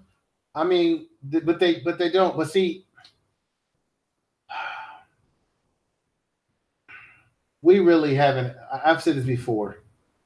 The days of Adam Clayton Powell are long gone. Marion Barry, those days are long gone. We don't have real activist leadership anymore. The days of Malcolm X are gone. Okay, this type of leadership is gone. Khalid Muhammad is gone. We don't have this type of leadership. Nat Turner gone too. Nat Turner's gone. And how Nat Turner was killed was horrible. They crushed his bones up. A lot of people don't know the story about that. When they caught him, they crushed his bones up. They put his bones in some of the on the streets. I think his skull was actually sold at auction somewhere. They did horrible things. Yeah, they used his skin. Yes, horrible things. So Nazi Germany stuff. Yeah, exactly. That's why it's important for us to understand history, to study history, to realize that if we do not understand our past, we'll be doomed to repeat it in our future. And and the millennial generation especially needs to understand, in my opinion, just my opinion, they need to understand history and study it. Don't just because they're a generation that they can hit everything at the tip of their fingertip. So there's no excuse for them not to learn as much as they can, study as much as you can. We're always, as Neely Fuller Jr. say, he always says that I'm still learning. Yeah, you Infoman, you are so right. I mean, yeah, the generation, the Gen Xers, the ones that I try to talk to and I fail, they don't get it. You know, they've and we have an obligation as, you know, older people to lead them and guide them and show them, because they're not learning history. You know, they're buying into like love cures all bullshit, which it don't. Okay. You know, why can't we all just get along? You know, they never even heard of Rodney King, but they will go and say, well, why can't we just all get along? You know, come on, they need to wake up. Oh, Queen Brenda, I am so sick and tired of this diversity crap narrative. I mean, it has Oh, gotten us into so much damn trouble. I mean, it just makes me sick to my stomach. What they don't understand is this whole diversity code is really anti-black in code. Is really to manipulate our energy for their benefit. They've been doing this for years, Queen Brenda. yep. Yeah, they've been talking about this kumbaya. Can we all just get along? Happy go Negro routine for so long, and it's 2018, and now the damn thing's changed. But AC, that's the whole point. To get us to manipulate our energy to them so they can misuse it against us. Yeah. Yep. Exactly. Well, it becomes a part of you know, WS, the whole WS agenda. I mean, they want us to be stupid. They want us not to know who we are and where we came from. You can't be a whole person unless you know where you came from. So you got these young kids out here that don't know where they came from. You know, and it's destroying us. Queen Brenda, I'm just gonna be flat out honest. If they really want to wake the heck up, it is right within their fingertips. I am so sick and tired of them not having an excuse to look up Dr. Frances Quest Wilson. They could do that just by pressing her name in a damn Google box. Oh yeah, I agree, brother KD. I know, but the thing is that, you know, we first of all we got to put these names in front of them so that they know to look it up and say to them, look. This one guy I listened to, who is it, Professor Black Truth or another guy? Yeah, that's him. That's him. Yeah, he says, look it up. Look it up. You talking about you're talking about Jason Black. He always said, Black. Look it up. Yeah. Look it up. Yep, I love that. Yeah. Folks, I want to, for the sake of time, I'm going to. This is great. It's been a great discussion tonight. Unfortunately, I'm going to have to end the stream because I've got to get much needed rest. I know a lot of folks in the chat room are probably ready to get a little bit of sleep too. I don't know. But I want to get some last statements from everyone. And I want to start with, let's see. Let me go with KD84, brother. And then I'll go to Real Aaron Collins. We'll go to Brother Lions Den, Brenda Johnson, and Sister Warrior Constant Speaks, since she came on a little bit late, so we can get her last words before we end the program tonight and see what the weekend brings us coming up. So, Brother KD84, brother, any last words? My fellow royal family and B1 family, we are on our own.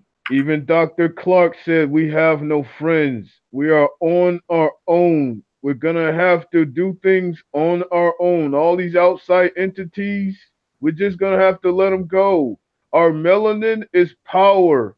Our capabilities is power. When we unite them and unite our energies, we become unstoppable, family. B1. All right. B1. I love it, KD84. Thank you for being with us, brother. As always, you're the best. Oh, thank you so much, April, man. You are definitely the best, brother. We'll have you back on the panel very soon again. Real Aaron Collins, brother.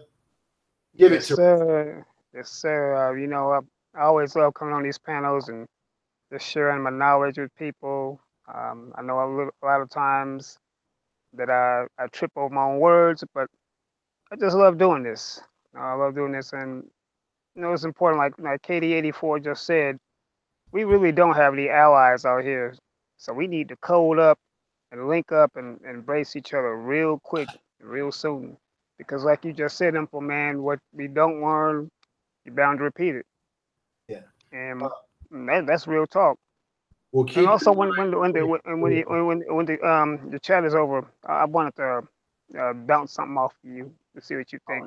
Okay. I had a conversation with Oyapo today, and he's been working on some really fantastic things behind the scene. And one of the things you may be aware of, that he's been working on a project around code. And we talked about we may need to do a private stream or some kind of private where we can all connect privately based on what he wants to present to the family. So be on the lookout for that. He's doing, that's why he's kind of, you haven't seen him around a little bit.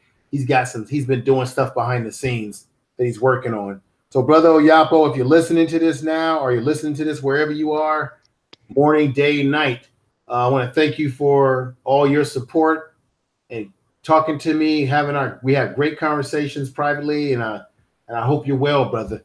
And Real Aaron Collins, I thank you for those statements. Stay on the panel so that we can have the private conversation when I end the stream, brother. Let me go over to my man, Lions Den. How you doing, brother? And what are your last words? My final words is great people. We're kings and queens. We need to act like kings and queens. We cannot let the enemy get in between us, because that's what they want us to do. Instead, let's end the distraction and focus what we need to focus on, and that's we build our community and respect and love each other as a community. And that's all I have to say. And can you give a little love in the chat room, Lions Den, quickly? Yes, I did love with Brother Danubian, Mimi Doll, COG, Curtis P. Media, Bonafide 1970, Cashmere G, August Dreams, Brenda Johnson. Let's see here. I'm going back. Let's go all the way back here. The Shining 76, The Black Woman Guide to the Galaxy. Let's see here. Going way back. Was there a troll in the chat room? Because I see that someone got their message deleted. Yes, Long Desperado. I believe that is a troll, because Cashmere took care of it though. Let me get everybody in the chat room. Is this a troll? Because I'm going to block them permanently so they never can come back in. Is this a troll?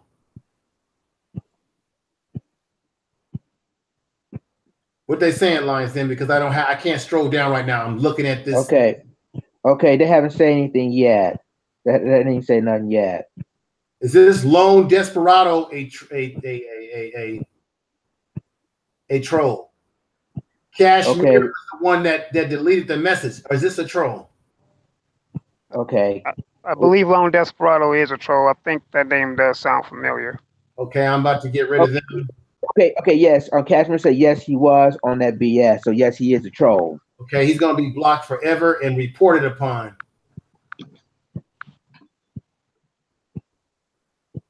This person will be reported on. Let me see.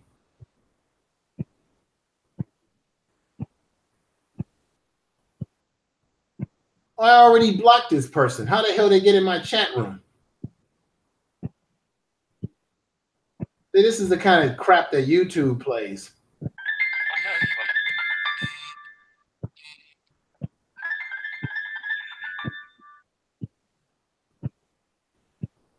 Okay, who's playing that? Who's playing games?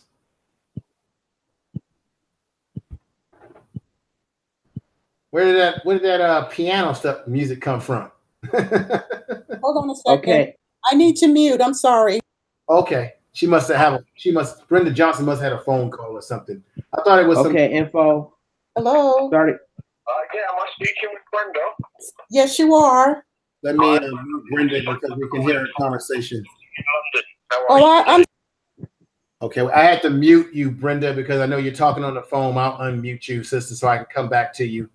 You can tell that she's in London. I can hear the English accent of the person that called her. He said, is this Linda Johnson? Is this Brenda Johnson?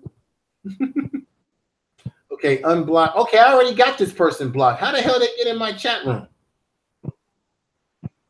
And RH is also a troll too. That's what Cashmere just said. Let me Unblock this user will allow them to oh, I don't want them. I don't want to unblock this person. Now, who else is a troll in there? I don't want all trolls out of here. I don't play around. Yeah, RH is a troll too. I blocked him myself. I'll tell you all about that one.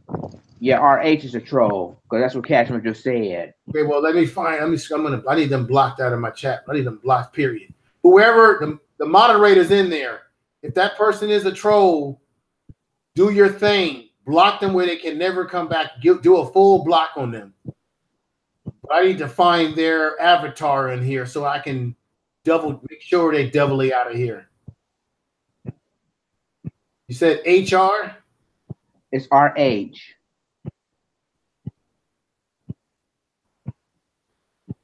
Are you sure this person's a troll? Okay, I'm gonna block them where they can't never come back in here. Yeah, that's what Cashman just said. And RH is also a troll.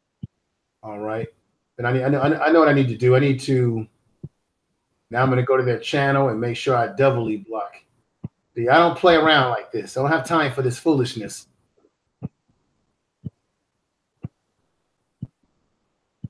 And any of you trolls that mess with my email, I'm fair warning you right now. Your ass will be caught. Don't mess with me.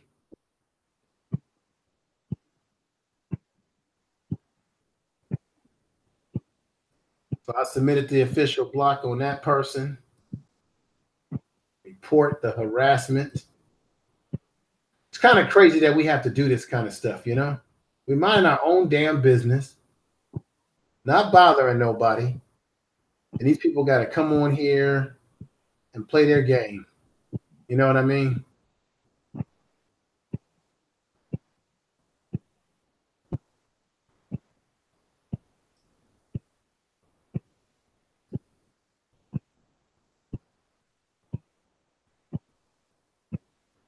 Anyway, the damn shame we got to go through all of this. Dealing with these people that want to troll you. Now let me go back into the damn shame. You know, you got to go through all of this kind of stuff. So let me see. Where's the other person that was in here? Let me find the other person. Damn shame. Thanks a lot, everybody in the chat room. Real Aaron Collins, thank you for doing what you did. Let me unblock Brenda Johnson and see if she's finished with her phone call. Brenda Johnson, sister, you want to come back in and give your last words? I unmuted you. I thought I unmuted you because I know you were in a phone call. She's still muted. Okay. I think she muted herself because I'm trying to unmute her and I can't. That's because she muted herself. Okay. Information man, Cashmere G, just so for you to let you know that you accidentally unhid RH. You need to hide them. Yes, exactly. That's what Cashmere just said, that you unhid RH. So now you definitely need to go ahead and take care of business. Block them right now. Well, anybody in the chat room? Okay, let me go back in here. Thanks for reminding me that. What the hell did I do wrong? Unhide user. No, I don't want to unhide him. I thought I blocked him already. It says unhide user. He's already hidden.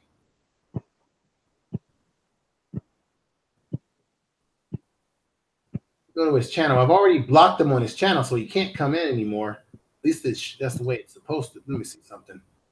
Let me double take. Thanks for letting me know this, folks. This is a big help. It's a damn shame we got to do all of this stuff. Okay, it's Brenda Johnson. If you're finished with your phone call, sister, come on in and unmute yourself. That unblock user. So I already got this. I already got this person blocked. I'm looking at their page right now. I've already blocked them directly from their page. Okay, and then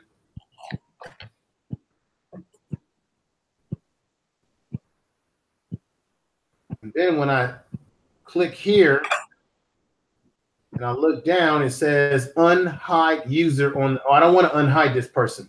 He's already hidden, and I've already blocked him by going to his page, so we won't be able to get back on unless he makes a fake avatar or some crap like that.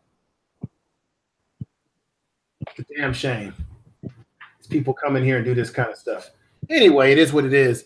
Brenda Johnson, sister, say your last words. We had a little bit of a troll situation, but we yeah, I saw that info, man. I'm sorry, I had a phone call. Sorry about that. I didn't realize, you know, I was live. Anyway, we had a little bit of roach extermination that we had to do. yeah, I saw that. You know, no self-respecting Black person is going to call themselves lone desperado. Okay. Yeah. Okay. So that's sort of crazy. Go right ahead with the time that we have. Say your last words. All right. I'm gonna go over to Sister. I'll make this quick. I just want to say, let's get busy. Okay. I mean, you all of us know, we are all in agreement what's killing us. So we need to come up with some strategic plans as to how to, like you just said, you just got rid of an infestation. We need to start killing these roaches that are infesting our community. You know, and maybe we can't get them all the first time we spray, but we got to keep going. We got to identify a target, be strategic, get busy, eliminate that target. You know, I'm watching these people that are doing this nasty stuff to us, like these Beckys out here calling the cops on our kids, and those Beckys are being taken down one by one. If that's what we need to do, we do it. Take those police officers down, take those police departments down. Use the system that we have to our advantage. I believe Sister Lisa was on to something when she did the research about where police departments get their money. And they do. And you know, one thing, police departments do have an insurance policy. If you keep, I think Johnny Cochran, he did this in LA where he was suing them. And these police departments can go defunct because they're paying these high premiums when they do this mistreatment of us like this. So definitely attacking them in the pocket. Exactly. Like I said earlier, we have to, if anything that you get from this tonight, folks, we have to, as Black people, get ourselves out of the emotional realm and get ourselves into logic. We need to fight those that are against us by using logic and less emotions, because emotions will lead you to be destructive towards yourself. Okay. Information man, I was just going to say that. Oh, okay, sister. Well, with that said, go ahead and speak your words, sister. Yes, I just want to say peace to all the family in the chat, peace to all the family on the panel. I wasn't able to read the chat because I'm on my phone. Thank you for adding me on at the last minute. And I was just going to say logic over emotions and over feelings. And I really love with what all of you kings and queens are doing, you know, by joining together, working on building something. That's what it's all about. But we have to take our feelings, our emotions out the equation and work diligently on building something. And it doesn't matter how small that thing is that we decide to get together and cultivate and work together and do, as long as we're working together and we build love, respect, genuine respect for each other. So that's what I have to say. You know, enough with feelings and emotions. I used to lean to my feelings and emotions and it got me nowhere. But being strategic, thinking positively, fighting for whatever your goals are, fighting for whatever your dreams are, whatever your vision is, and holding on to that is going to get you somewhere ultimately in life. So just thank you again. Thanks to everyone for having me. I look forward to doing this again. Okay, I thank you very much, sister. Are you still in the chat room, or did you place any message? I'm trying to find your there it is. I see it. I want to thank you for being with us, sister, too. I'm glad that you were in the chat room tonight. I'm glad you were able to come on board. And like I said, be on the lookout for me to call on you, Brenda Johnson.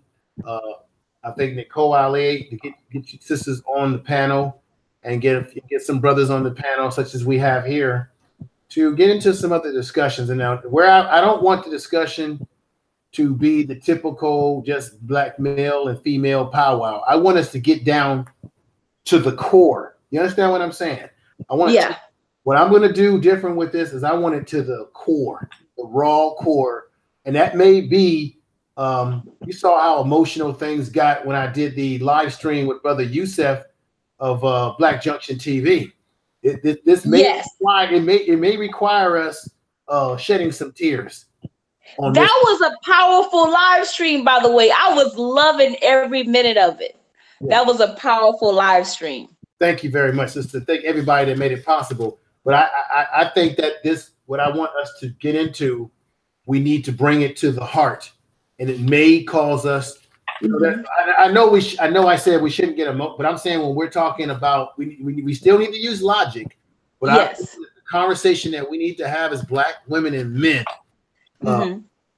If we really want to be honest and real about this conversation, it should bring us to some level of emotions. Now, I'm not saying emotions in the case of arguing and screaming at each other, but I'm saying emotions, real deep stuff. You know, speak on that. Real quick. Go right ahead. Go right ahead. I don't want to cut the sister off. Let me finish what she was saying, and then I'll come right back to you, real Aaron Collins. I want to speak her piece. Go right ahead, sister. I just have one quick thing to say before I go. When he was one of the brothers was explaining, I believe he lost his father. Yes. And when you were saying also that you go through tough times and you started crying, that touched my soul. Because I feel like so many of us go through so many things alone, emotionally, physically, mentally, and a lot of times we don't have that, that person to lean to. So when you said that, I was like, wow, because I go through a whole lot by myself sometimes. I don't get an opportunity to tell people what I'm going through. So it was like I was crying tears with you. So that was, I just want to say that was powerful. It was powerful, and we need moments like that. And I'm hoping that we can generate that honesty when we do have that discussion on relationships, because it breaks barriers when we're honest and when we be genuine about how we're genuinely feeling. That's all I have to say. Oh, well, thank you. And sister, you got my email, so definitely contact so I can get you in my system. We'll be talking. I want to thank everybody on the panel tonight, everybody in the chat room that's been supportive and with us. I know it's late. Some people probably need to get their butt to sleep like me, but I thank you all. And I do have some more stuff coming up. I've been in contact with African Esquire. We're supposed to be doing something together at some point in time. I also have a brother who is a book writer who has a book that he sent me a copy of related to the war on destroying white supremacy. And I'm going to bring him on and interview him about that book, about what he's doing with that project. Excuse me. And I have another brother that I'm going to be bringing on that's doing some work in the music industry. And he's also sort of speaks his mind pretty well on YouTube. So there's going to be a lot of stuff that we got in the works coming up, folks. And I want to thank you for your support. I want you to definitely check out, subscribe to the channel, support each other, subscribe to each other. Sister Warrior Constant here speaks. Please subscribe to her channel. Get her subscriptions up. Brenda Johnson, subscribe to her channel. Get her subscriptions up. Brenda Johnson, sister, do you have any content on your channel? Are you making any videos or doing any type of content at this point in time? No. I just thought I would ask, but make sure you, no problem at all. Make sure you subscribe to brother Real Aaron Collins channel. I subscribe to everybody, and I support people who are content creators, and maybe one of these days I will, but right now, no, I haven't. You can give us a perspective of what it's like living in Europe where you are as a Black person. Yes. You heard the English accent on my phone. Yes. You said one of these days you will, Brenda. Well, tomorrow is one of these days. Yeah, Honey, I'm at a jazz festival tomorrow, so you got to wait till next week. Oh, the jazz festival sounds great. I like jazz. I hope you enjoy that. Oh, I will. So anyway, folks, I'm gonna end this right now with the usual music selection or effects selection. Thank you, Brenda Johnson. Real Aaron Collins, stay on because I know you want to have a private conversation. Lions Den, you might as well stay on too, brother. Thank you, everybody. It's been great. We will be live streaming soon, possibly over this weekend. We'll get back at this with some more tricks in the bag for you. So thank you very much for your support. And with that said, we're going to end it with that, brother, and thank you. All right. Peace, family. True jack-leg creatures. True to power. To power. Wait a minute. Truth to power. True to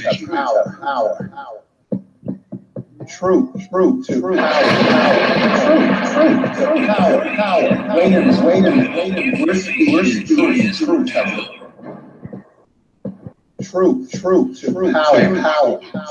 Truth to power. Power. Wait a minute. Truth to power. Myself. Information, and lions. Welcome.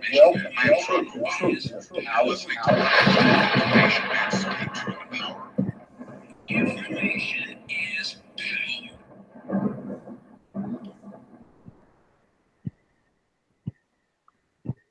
This is Information Man and Lion's Den. Welcome. Good night, everybody. Thank you for your support.